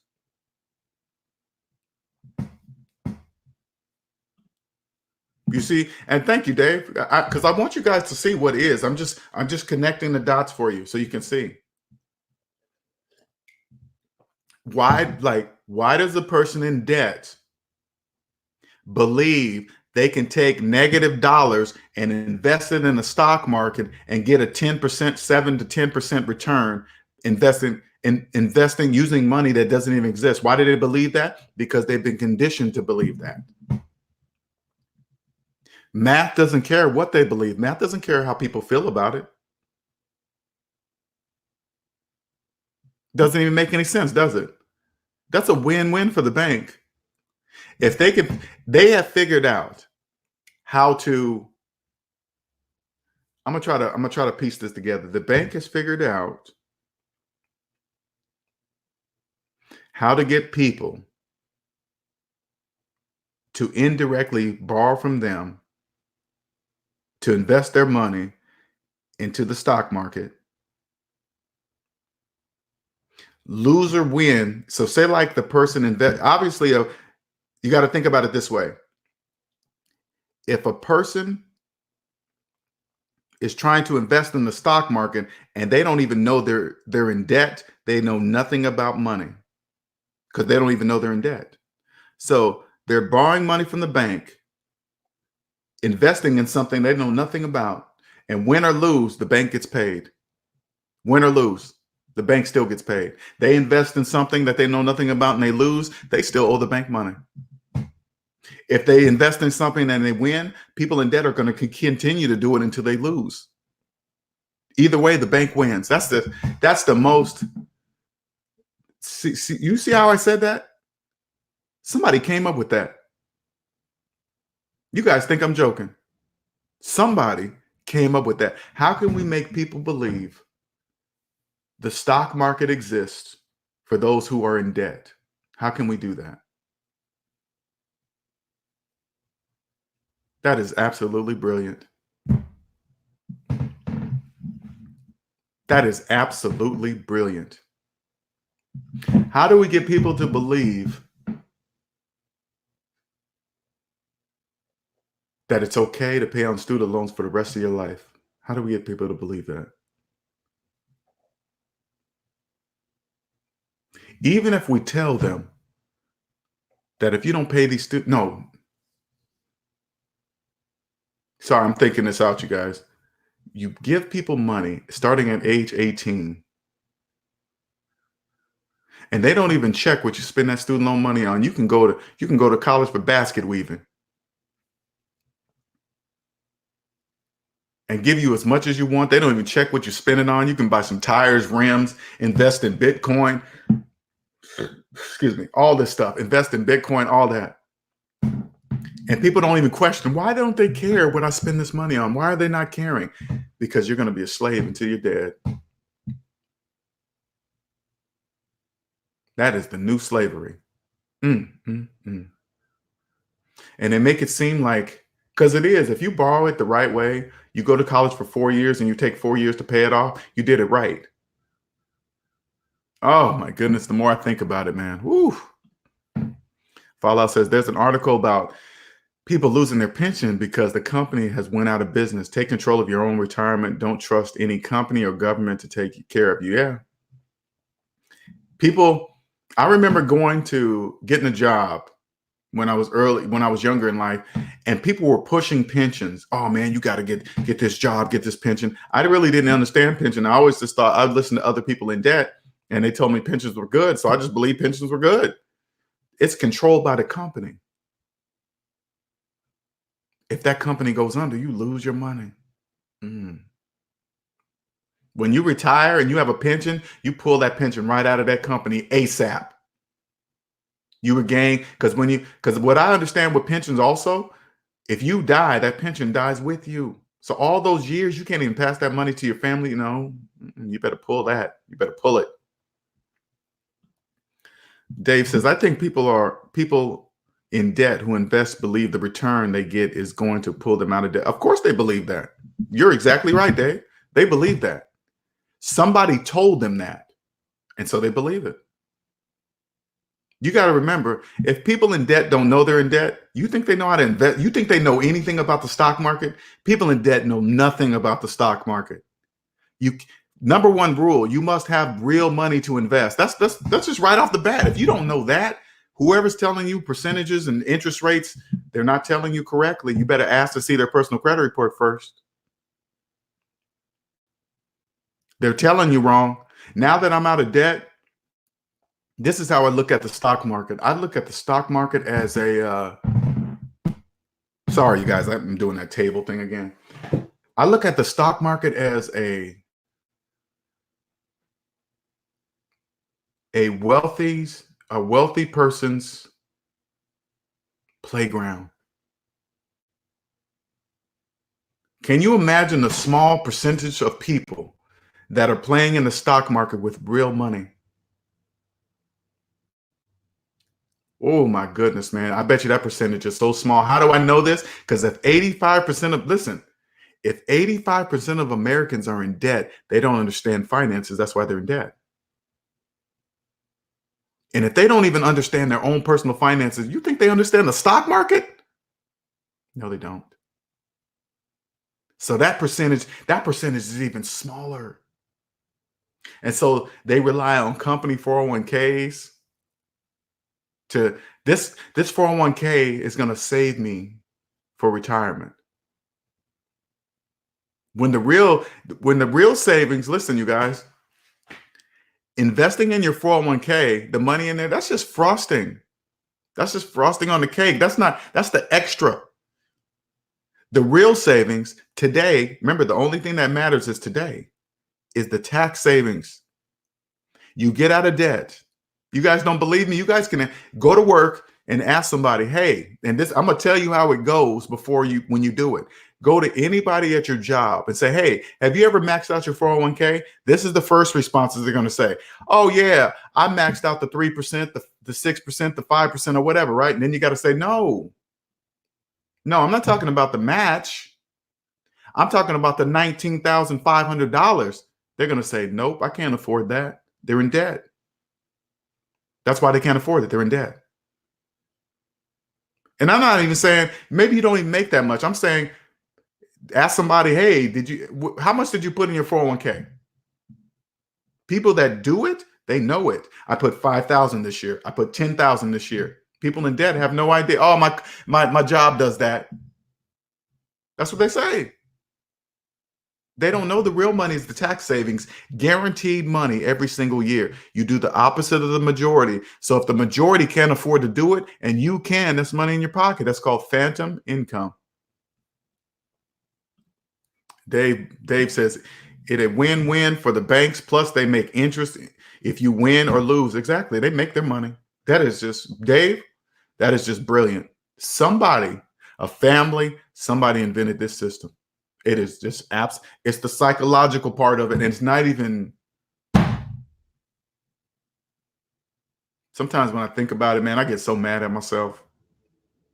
It's just basic mathematics. You don't even need to know math. You don't even need to know math.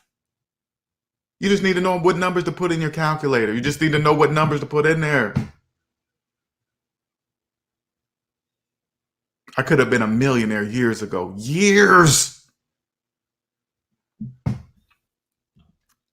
Dream Team says, Linnell, miss you, man. Glad to be here in the stream. What's up, everybody? What's up, Ulysses? You guys, for those of you that are new to my channel, you guys don't believe me. If you're not debt free, I can prove it to you. I can show you guys how to live in my world today if you're in debt. I know you're thinking, how? How can you do that, LJ? Go play Monopoly. But if you've never read the rules to Monopoly, read the rules first.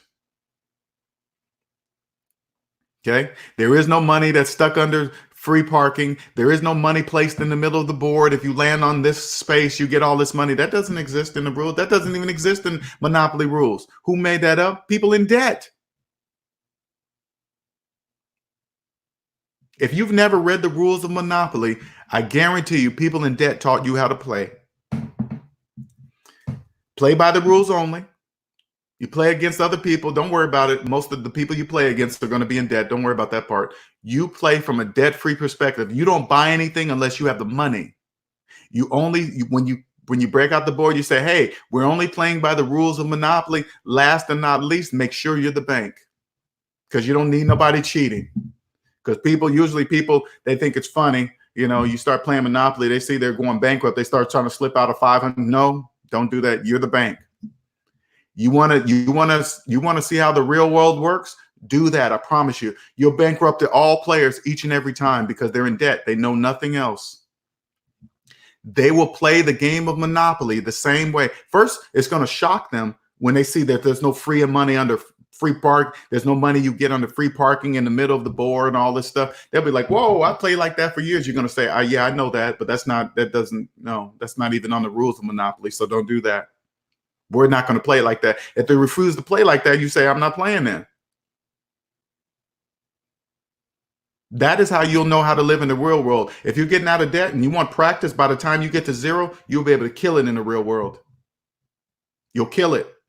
Play Monopoly right now.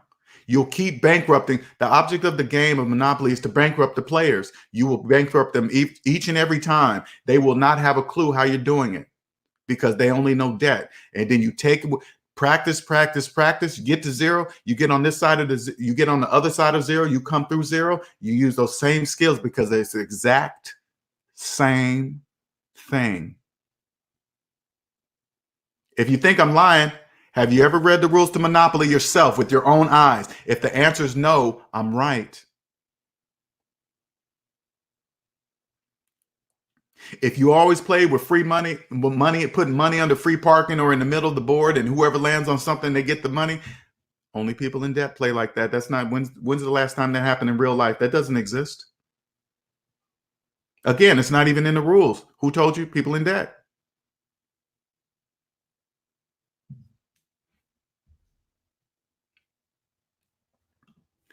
Dream Team says, my girlfriend feels she will never get out of her student loan debt. She feels since everyone will pay it for years.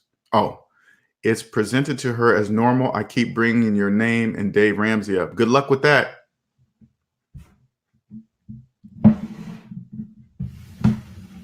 Sorry, I got to pour some water here.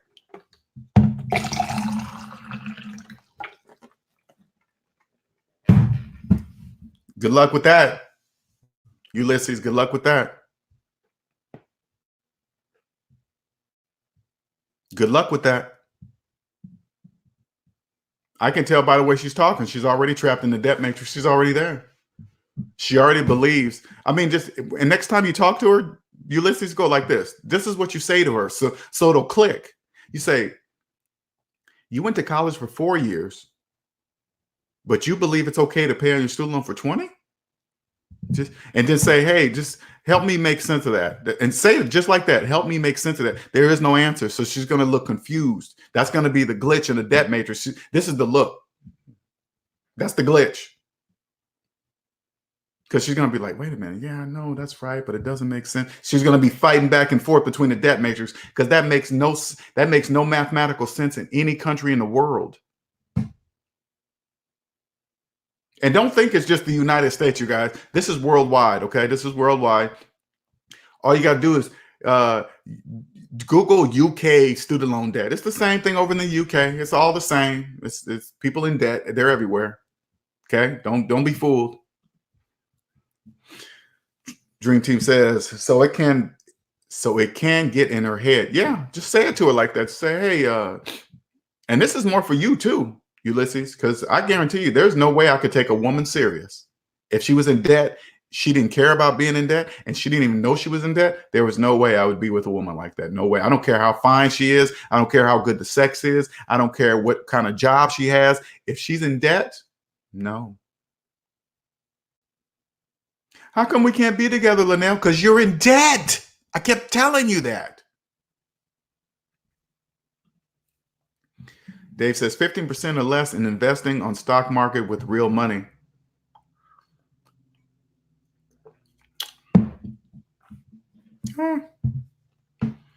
Yeah, I mean, when you get out of debt, you really don't even go by those numbers anymore. Hey, I'm going to invest 15% of my income. You're going to do whatever the hell you feel like doing. And because you have real money and it's going to be stacking, all right, let me tell you guys for me, okay? I personally, I'm not going to invest in the stock market. Maybe if I have extra play money, then I'll do it. My main focus, taxes. That's guaranteed ROI every single year. Let me give you an example for the average working person so you can understand this. If you get out of debt and you invest in your 401k, okay, $19,500, you get to take $19,500. Not only do you get to put money in your retirement and grow, you get to take that same $19,500 off your annual income every single year. That's guaranteed. You're guaranteed that you're doing something that the majority of people cannot do. Again, go ask somebody in your job. Hey, man, when's the last time you put $19,500 in your 401k? They'll look at you like you're crazy. I can't afford that. You're in debt. That's why you can't. You don't even know it exists. People in debt don't know the only thing that's guaranteed ROI are tax savings. That's guaranteed. Stock market's not guaranteed. Ask anybody investing in the stock market. Is that guaranteed ROI? Return on investment. Okay. For those of you guys don't know what ROI, return on investment. Ask anybody. Hey, is when I invest in this real estate and when I invest in this stock market stuff, is that guaranteed money return? They're going to tell you, no, that's not guaranteed. The only thing that's guaranteed is tax savings. Guaranteed. How do I know this? That's what the government says. You invest in this 401k, you get to take that same $19,500 off your annual income. That's guaranteed. That's my only focus. Only focus is my business and taxes. That's it.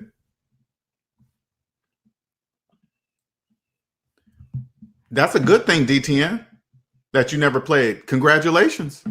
That means you were never taught wrong. So this is what I want you to do. Go play Monopoly. Only play by the rules. I guess when you play online too, you only can play by the rules online. So that's even better. Just play online, man. Just get online. I haven't personally played online before, but I know it'll work. All you got to do is just play. Don't buy anything unless you have the cash. That's it. You'll bankrupt everybody in the debt matrix every time. Dave says, I have a coworker set to retire. She is upset because she found out her pension can't go to her son. I told her to pull it all when she leaves. The only thing she did was 3% with a for 30. Oh my God.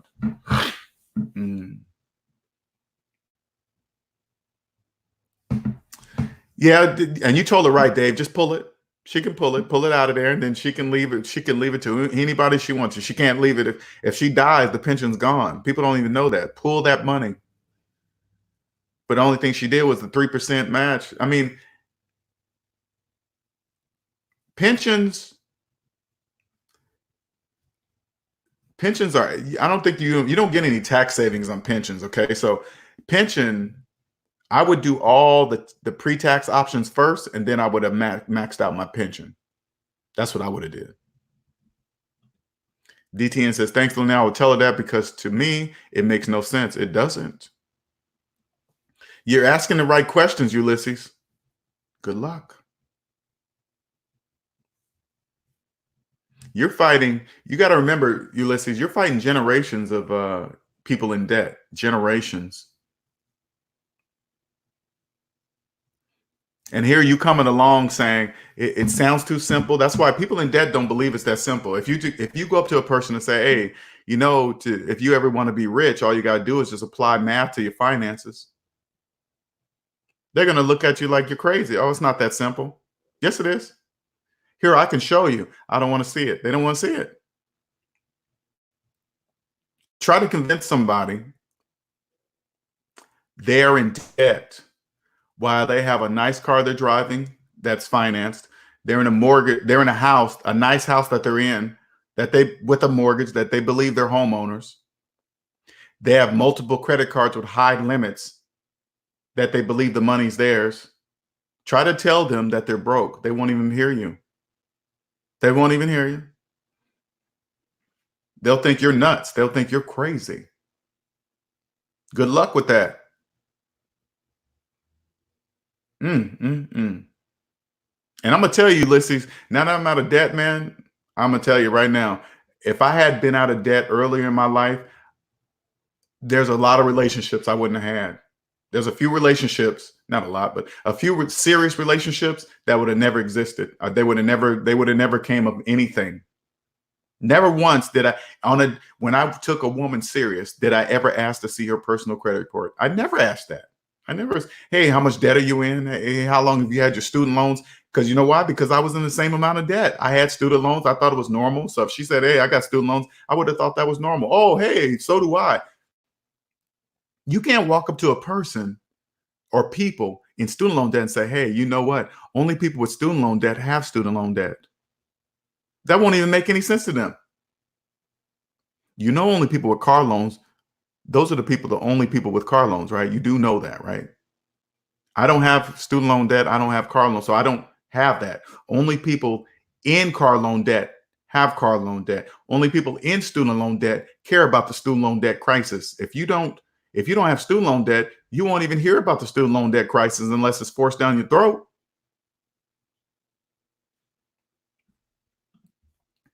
DTN says, Linnell, I just heard several coworkers say who are females ages ranging from 25 to 42. They say they finance shoes. They're all walking with a finance cell phone. 11, but complain about their salary. Yeah, you know what else they're probably doing, Ulysses? They're probably checking their student loan balance from their brand new iPhone 11, complaining about looking at their student loan balance saying, damn, man, that's high. That is ridiculous. They need to do something about the student loan debt while they're checking the balance on their brand new iPhone 11. That doesn't even make any sense. The finance iPhone 11 doesn't even make any sense. None. They don't know that they're doing that.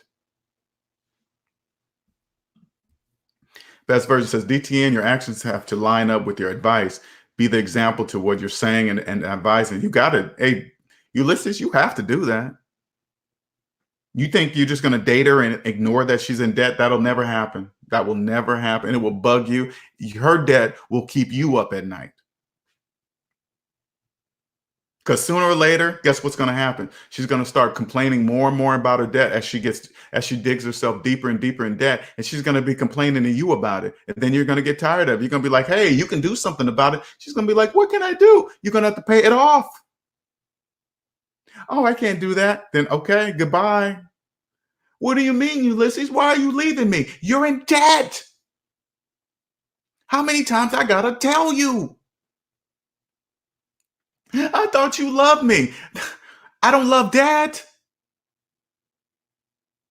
There is no love in the debt matrix. There is no love. There's no love there. Black Knight says, traditionally, pensions have never transferred to children. The payouts only transfer to spouse if you agree to take a lower payout. Yeah. Yeah. You get out of there, you pull it from that pension. Pull it. Can you imagine how many people that don't know their pensions don't transfer and then they die?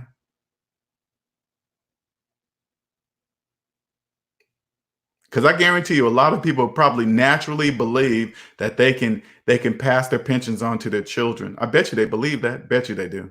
I bet you the majority of people believe. They always put it in some business entity's hands. And can you listen to this? Imagine companies, they make money, or some kind of, not make money, probably get a huge tax break for creating retirement plans for their employees, and you got millions of people in debt investing in a plan that they don't even have any idea that they don't even have any money for it. They believe the money in that retirement is for their retirement. They believe it. No, they believe it's there. They believe that money in their retirement exists. They believe it because they log into their retirement portfolio and they look at these digital numbers on their screen and believe that that money is there, when all they have to do is add up all their savings and add up all their debt. And it will say, hey, wait a minute, including that retirement that I'm adding in before the taxes are taken out, I'm adding it in and I'm still in a negative. Yes, exactly. That it's not there. That's all you got to do. You're only making money for the company, not you. Dave says it's amazing when you're on the other side of zero, how you put everything else in perspective. Oh man, Dave, it never stops. The financial puzzle comes to me every day like a puzzle. It pieces together more and more. Just like the other day, when I discovered that student loans are bought and sold daily, ooh, I'd be like, man, they're doing people in debt so dirty.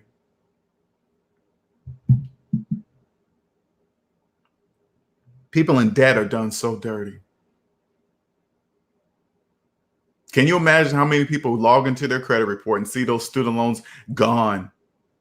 And they think they're gone. Oh my God, I might have been the one that they forgot about. No, they didn't. They never forget about their slaves. Can you imagine? Listen to this. Can you imagine the security, the type of anti-hacking software, the type of computer gurus they got protecting the database that keeps track of student loan debt? Oh my God, that's probably got to be the top security. I don't even know where that place would be. That's probably underwater in the ocean somewhere, that you need a boat and scuba gear to get to it, and not even just scuba gear. You need a machine to go take you down that deep. That's how well protected that is. They'll never lose those numbers. Check this out. There will never be a hacker in the world good enough to hack the database of the student loan debt. Never, never, never, never, never. And I guarantee you this, if there so happened to be a hacker I guarantee he'll disappear. That's $1.7 trillion. He'll disappear. Vanish. You'll never even heard of him. You'll never even heard of anybody hack the system, ever. DTN says, best version, I have 14,000 in debt, just picked up a second job. My goal is to use my second job to pay this debt off within 2 years. Pay it off, man. Best version says, I'm gonna do my best to lead by example. Good luck. Because you're already telling me a lot of negative things right now, Ulysses. Right now, you're telling me. If she already believes that everybody has student loan debt and it's normal, good luck with that. That means she's looking at that student loan debt as if that's just too much to pay off. That's exactly how she's looking at it. Tara says, my ex had over $100,000 in student loan debt and old credit card debt and wanted to buy a house. I knew I was debt free, and that bothered me anytime the marriage talk came. Glad I'm out. Oh yeah, you got to say it. But then again, when you're out of debt, you'll never let yourself get that far involved with somebody, because you'll know people in debt, they speak debt. Okay. They always talk debt. So you'll know well before you be like, hey girl, I know we just started dating, but I heard you mention your student loan a couple of times. What's your plan on paying that off? She turns to you and say, oh, that's a forever loan. You can make your decision right there. You know that relationship is going nowhere. She's a slave. She or he, it can be man or woman, it doesn't matter. Student loan debt is the colorblind slave master. It doesn't man or woman, gay, straight, doesn't matter. If they believe that they'll never pay that off, just email you my report updates for the month. Oh, okay. Let's see what I can't. Sometimes Hyphy be saying stuff. I can't tell if he's joking or he's serious sometimes, man. He be throwing me off sometimes here. Let me see. Let me see what he's saying. Oh, okay. Oh, gotcha. Okay. I didn't know if you were joking or not. All right. Cool. Cool. All right. Thank you, sir. I appreciate that. You know, I'm going to post that. Okay. Thank you very much. I think people would want to see. They really want to see that. Cool. DTN, stay focused on your goals. People will wonder how you're doing it. Let your work speak for you. Yep. DTN says, appreciate the best version. I've been debt-free before. I know the feeling. That's the goal. So be above the negative again. And I want you to understand something too, Ulysses. I know for me, there is nothing on earth that will make me go back in debt. I mean, it would have to be out of my control. I would have to get in a car crash, not have insurance, something like that. But I will never be forced to finance a car. Never. Oh man, I'm in this situation. I got to go finance a $30,000, $15,000. No, I'll go buy a bucket. I'll buy $1,000 car and wouldn't care what anybody thought about it. I don't care what people in debt think. I don't care their thoughts. They're slaves. People in debt are slaves. If you're taking advice from a person if you're taking financial advice from a person with student loans that are older than their children, you're taking financial information from a slave. A slave. And what's the best kind of slave to have? A slave that don't even know they're a slave. They don't even know. Consequences says sometimes normal isn't acceptable. If normal is having lots of consumer debt, then I'll probably be not normal. Nah. It's like normal to me is believing in mathematics. I believe it's normal to trust math. That's my normal. I believe in mathematics. So financing a car is not normal. That's only normal for people in debt. People in debt finance cars. And when they finance people in debt, they don't realize when they finance a car, they're financing the taxes too. They don't even know that. And then they drive off the lot believing they got an awesome interest rate. It's just the craziest psychotic financial suicide ever. They says about a guy who saved a lot and his girlfriend bought a Mercedes. Oh. Let me see if you're talking about something else here. Black Knight says, I find it hard to believe that people in their 40s and 50s don't have a retirement plan. I don't, Black Knight. I know you do. I know I do. But when I got to 40, before I started waking up, you know what my retirement plan was? My 401k. I thought that was my retirement plan right there. My 401k is good. I got money to retire. That is just the dumbest nonsense when I think about it today. I put my retirement plan in somebody else's hands. I put it in my job's hands. That makes absolutely no sense. I got a 401k. That means I have a retirement plan. And I was deep in debt. I mean, deep. Deep.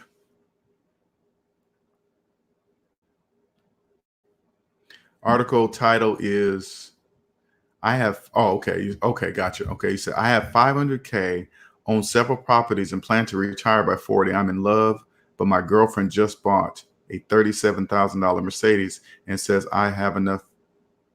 And says I have enough money for the. Oh, okay, I have enough money for the both of us.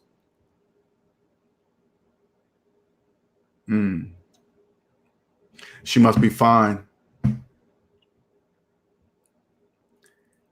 The man is letting his anatomy control his brain when his brain is telling him, hey man, she's in debt. She doesn't care about being in debt. How do you know that? Because she's financing cars. And then she's already saying he has enough money for the both of them. You're already spending my money?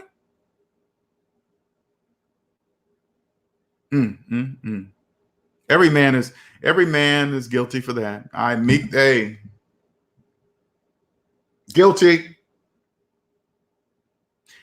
Guilty, Your Honor. Guilty. I saw a I saw a few fine women and all logic went out the window. Okay. All logic, but I was in debt. I was in debt at that time. Okay. I was just thinking about, I remember I was that dude I kept a picture of my 6-figure salary in my head, that it's okay because I make 6 figures, even though I was deep in debt. And I was keeping the 6 figures pictured in my head. That was before taxes too, acting like I wasn't going to pay taxes on that 6 figures. So I thought I kept the whole amount of money in my head thinking it was mine when it's not mine. Whew. Bad news bears.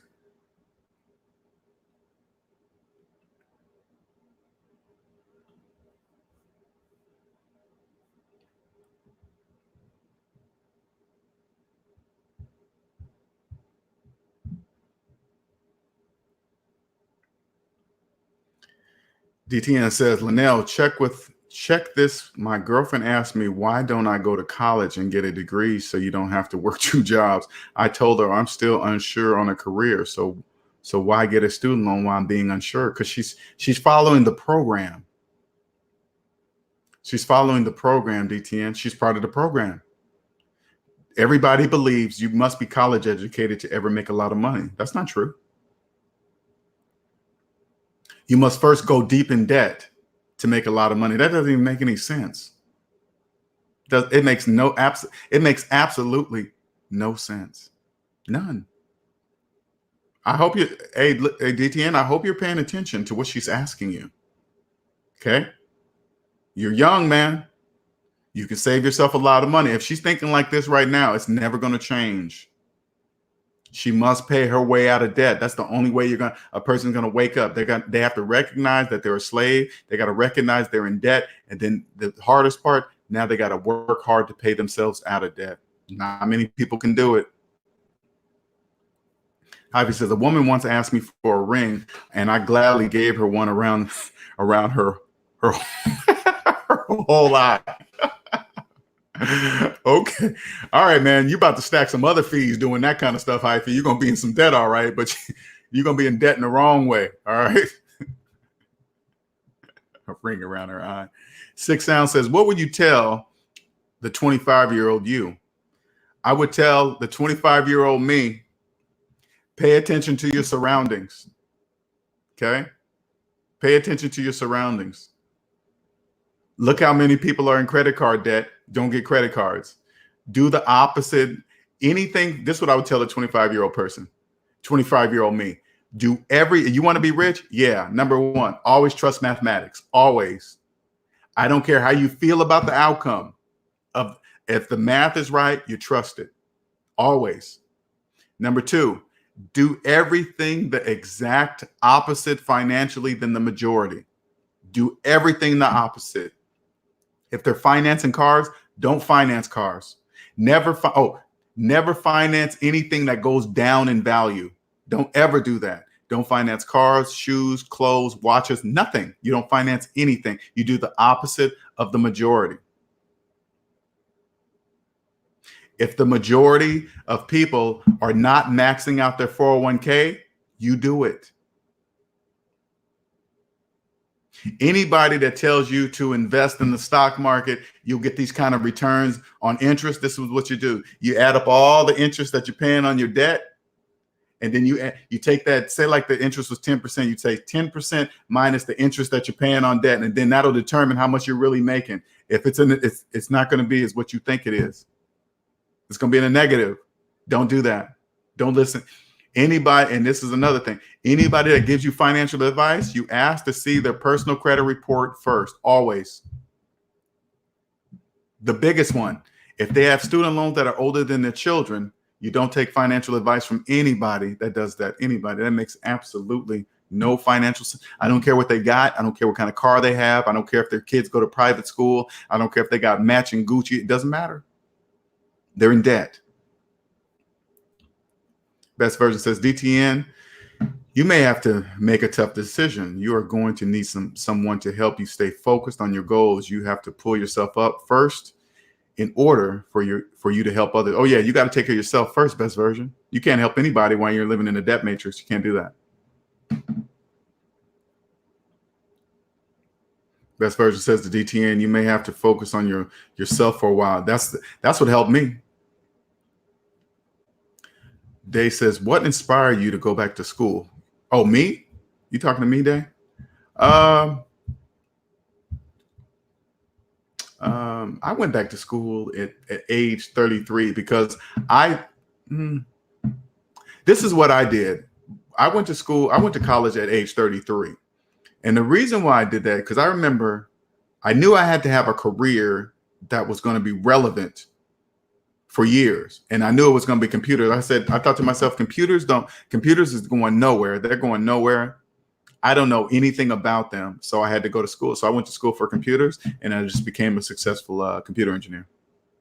And then I made some good money. But remember, I was still in debt. I kept my student loans for 10 years. Nobody taught me to say, yeah, you go to college for 4 years. So you take 4 years to pay that off. You don't buy anything. Don't land that good job and then go out, get a house and get a nice car. So you can, because people in debt love to go out, get a college degree, get a good job, and then show the world that they make a lot of money by going back in debt, trying to show the world. It just doesn't make any sense. Uber guy says, me and my fiance combined have $25,000 in debt.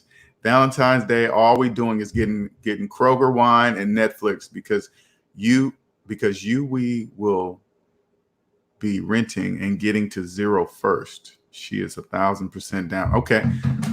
Now that's cool, man, that you got your girl. She understands the ultimate goal, because I promise this, Uber guy, check this out.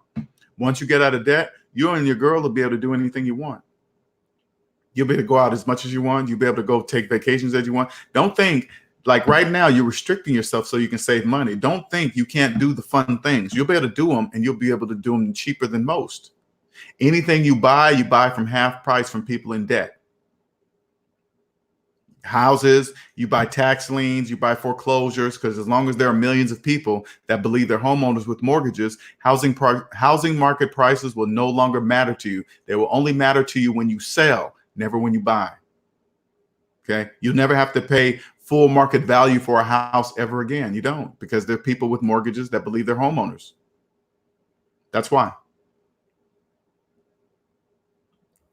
Black Knight says, never take investment advice from someone that won't show you their investment portfolio and year-over-year ROI. Yeah. That's true. But like I said, I even take it a step before that. I just look at the personal credit report. Their personal credit report will tell me everything I know about the portfolio. If they're in tax trouble, student loans older than their children, collections, I don't even need to look at their portfolio because it won't make any mathematical sense. Right here, everything starts here. Everything starts at the person's personal credit report.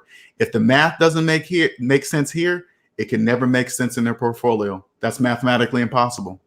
They can't. They're in the negative, but they believe they're making profits over here. I don't care what their portfolio looks like. It doesn't matter. Right here is where it starts. If they're in the negative here, that has to be negative because it's negative here.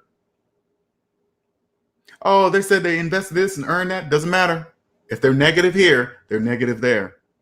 Doesn't matter. They're making money for other people. They're making money for other people, and they don't know they're making money. Because remember, if they're negative here, that means they have to mathematically borrow the money. They're indirectly investing for the banks because they have the money. Because if this was based on cash, say like everything was based on cash and credit didn't exist. If the person's cash flow was in the negative, they could physically not invest in the stock market because they have no money. But since credit is the illusion of ownership, they go and borrow the money and then they invest. All a person has to do is take a step back and see that. They can see it.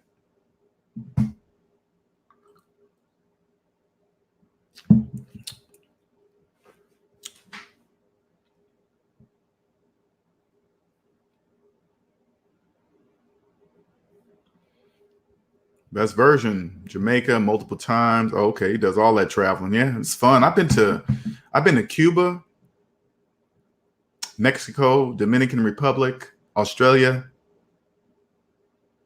I've been to Mexico twice. Cuba, Dominican Republic, Australia. I think, in Canada. That's about it. You got to go to other countries. You got to. Cosmic Wisdom says, I agree, Hyphy. There's a whole world out there, and go and see it. You got to go see it. It's nothing like going to another. When I went to Australia, there's nothing like going to another country where I have the accent and everything around you is not Americanized. You know, you get outside of America and you realize, damn, everything is not about America. No, it's not. It's not about America. Everything you think the whole world is about America when you live in America, and it's not about America. It's about their country and their traditions and their whatever.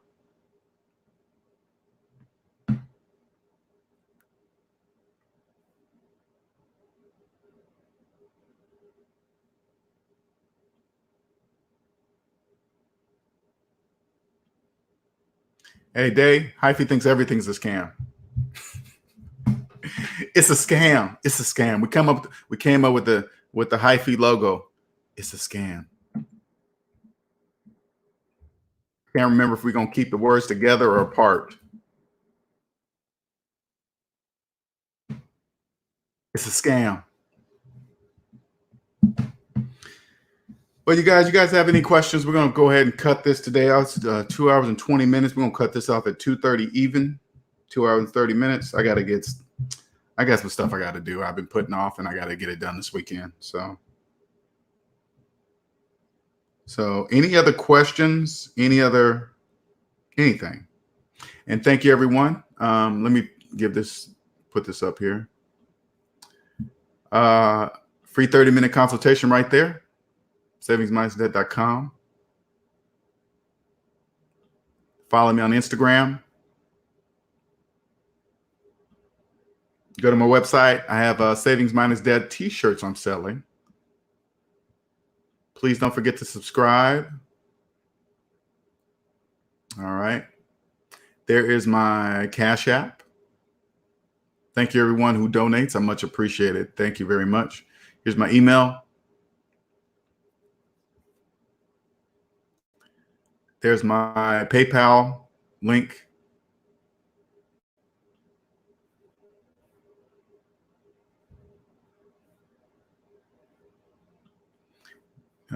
Dave says, yes, so true. When you realize you're the one with the accent, when you travel, I find that people stare a lot depending on where I go. That is, it is funny. You get because the crazy thing is that you can't hear your accent, right? You go to their country and you talk and they say, oh, your accent's funny, but you can't hear your accent. That's the crazy part. You hear when they speak, they sound like they have an accent to you. It's just the craziest thing. And I think it's funny. When they say you have an accent, I wish I could hear what they hear, but we can't hear it. And I went with several friends. I remember everywhere we went, dinner and everything. I mean, they knew we were Americans, right? Just when they saw us, right? But as soon as we spoke, they're like, oh, okay, that's confirmed, right? They're like, oh, you guys accent's so funny. I was like, wow, really? I wonder what it sounds like, That's a lot of places. A lot of places there, Cosmic.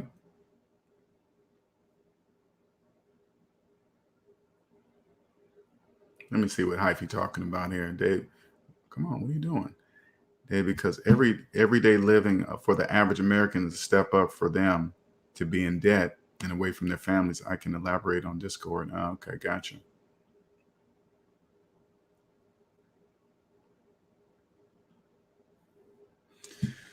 All right. Yeah, let's go ahead and announce that. I almost forgot. Thank you, Hyphy. Tomorrow, Hyphy is going to be on live. We're going to do a collaboration tomorrow at 11 a.m. Eastern time.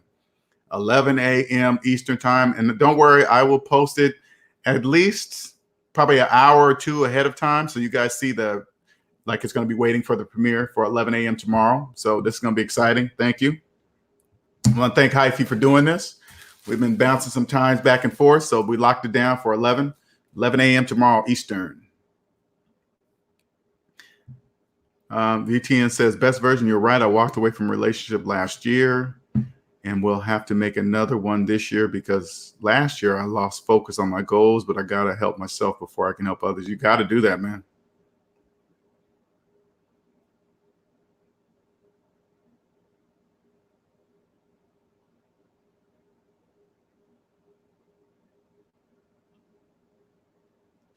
Dave says, DTN, once you firm up your goals, the decision will be, yeah. Again, DTN, you won't allow yourself to get that deep into a person to where it'll be that difficult of a decision. You'll just see that they're in debt. You might throw out a question, say, hey, when are you going to pay off your debt? And if they really don't have an answer, you're going to be like, okay, this is a waste of time. Because in the debt matrix, they will make you believe that money is the number one reason for a divorce. No, it's not. It's debt.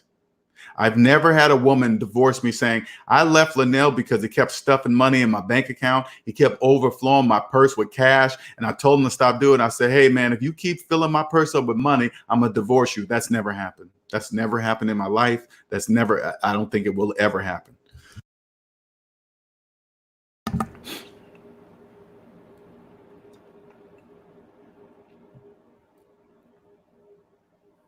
So tune in at 11 tomorrow. Hey, Day, if you can, please send me your payoff letter for your student loan. I believe you said your student loan letter payoff. Send that to me. Okay. I don't know. It's not even my student loan. I'd be happy for it. I just want to be happy for you. Okay. I just like seeing them. People send them to me. You don't have to. I'm not saying you have to. I'm saying people send them to me. Okay. And yours will be if you send it to me, yours will be the third.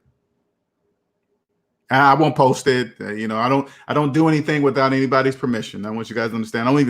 I don't even like if you come in here and you're a client of mine, unless you tell the room you're a client of mine, I'm not even gonna say you're a client of mine unless you say it first. If you say it first, hey, I went to see Linnell, then we'll go from there. But other than that, it's totally up to you. They says, oh yeah, it was a personal loan, but that was the last debt that I had paid. Okay, cool. It's all the same thing. It's all the same thing. Okay. It's all the same thing. I'm happy for you. Congratulations. Too bad you can't tell anybody outside this room. Too bad nobody else in the debt matrix will be happy for you. You tell somebody in debt that you're debt free. Guess what? They're going to say, oh, Dave has the money to let me borrow now. Hey, Dave, how'd you do that? Oh, no, Dave, since you ain't got no payments, you ain't got no car payment, you can afford to give me $500, girl. Oh, shoot. I tell you, man, people in debt crack me up. All right, you guys, we got about 4 minutes. Any other questions? Any other questions before we get off of here?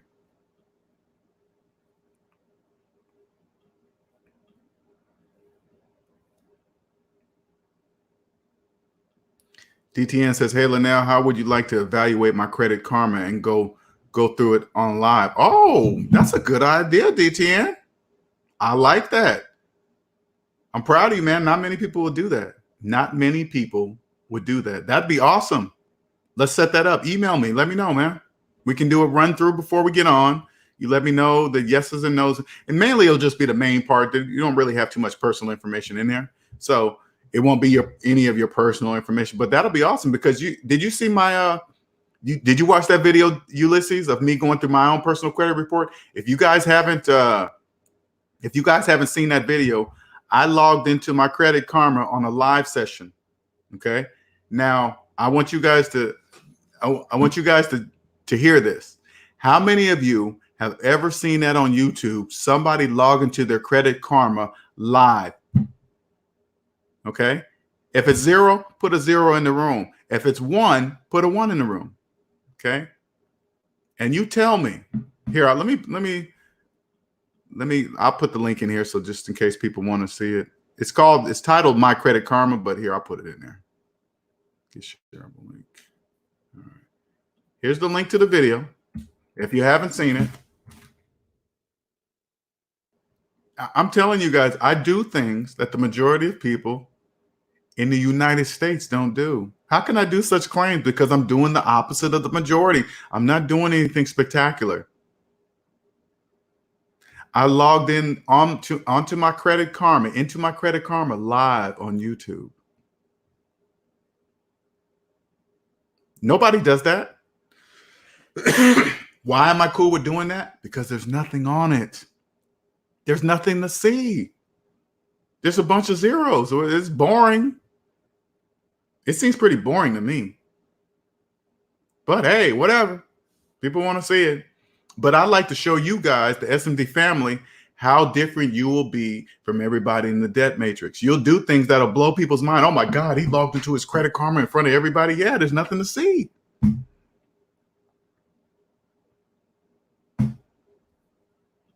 I like that, DTN. Let's do that, man. Don't say it and leave off. Okay. We're going to schedule a date. Okay. Dave says, yeah, I wanted to shout it through the roof at the credit union, but I was chill. Okay. Gotcha. Yeah. Hey, when you paid that off, did the person that helped you pay it off, did they say anything, or did they, I don't know if that's normal for them to see or whatever. Let me know what happened out there when you paid it off. You guys have a good one. Okay, Cosmic Wisdom, see you later. We're about to cut this off, 2:30, 2 hours, 30 minutes. See you later, Day, Ulysses. You guys have a wonderful day. Have a wonderful Friday. Thank you, everybody, for participating. Don't forget to share, like, subscribe. All right. And again, if you want a free 30-minute consultation, go to SavingsMinusDebt.com. All right. You guys have a wonderful, wonderful day. Wait, let me see what you guys says. Let me see what Hyphy says. Hyphy says, when I look at credit reports, it's funny to see the negative impact factors. You're basically told you cannot achieve the maximum score due to not having debt. Oh yeah, you got to stay in debt. People don't understand credit scores. Credit scores cost money. Credit scores are not cheap. You must stay in debt to have a high credit score. People in debt don't know that. DTN says, have nothing to be ashamed of. I know I'm working to pay it off. Oh yeah, there's nothing to be ashamed of. Not at all. Nothing. There's nothing to be ashamed of. That only exists in the debt matrix, DTN. So there's nothing to be ashamed of about your credit report. It's just a freaking credit report. You guys have a good day, everyone. Take care. NC Biggs, Dave, Day, Ulysses, Hyphy, everybody. See you guys on the Discord server. If you guys, I'm gonna post. Hyphy sent me something, so I'm gonna post this stuff up in there. So if you haven't got the Discord server, don't know where it's at, here's one more time to post before I leave. There's the address. There's the link.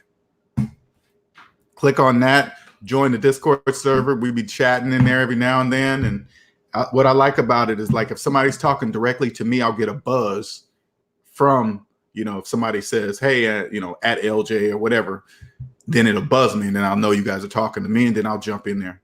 All right. See you guys later. Have a wonderful, wonderful Friday. Okay. See you later.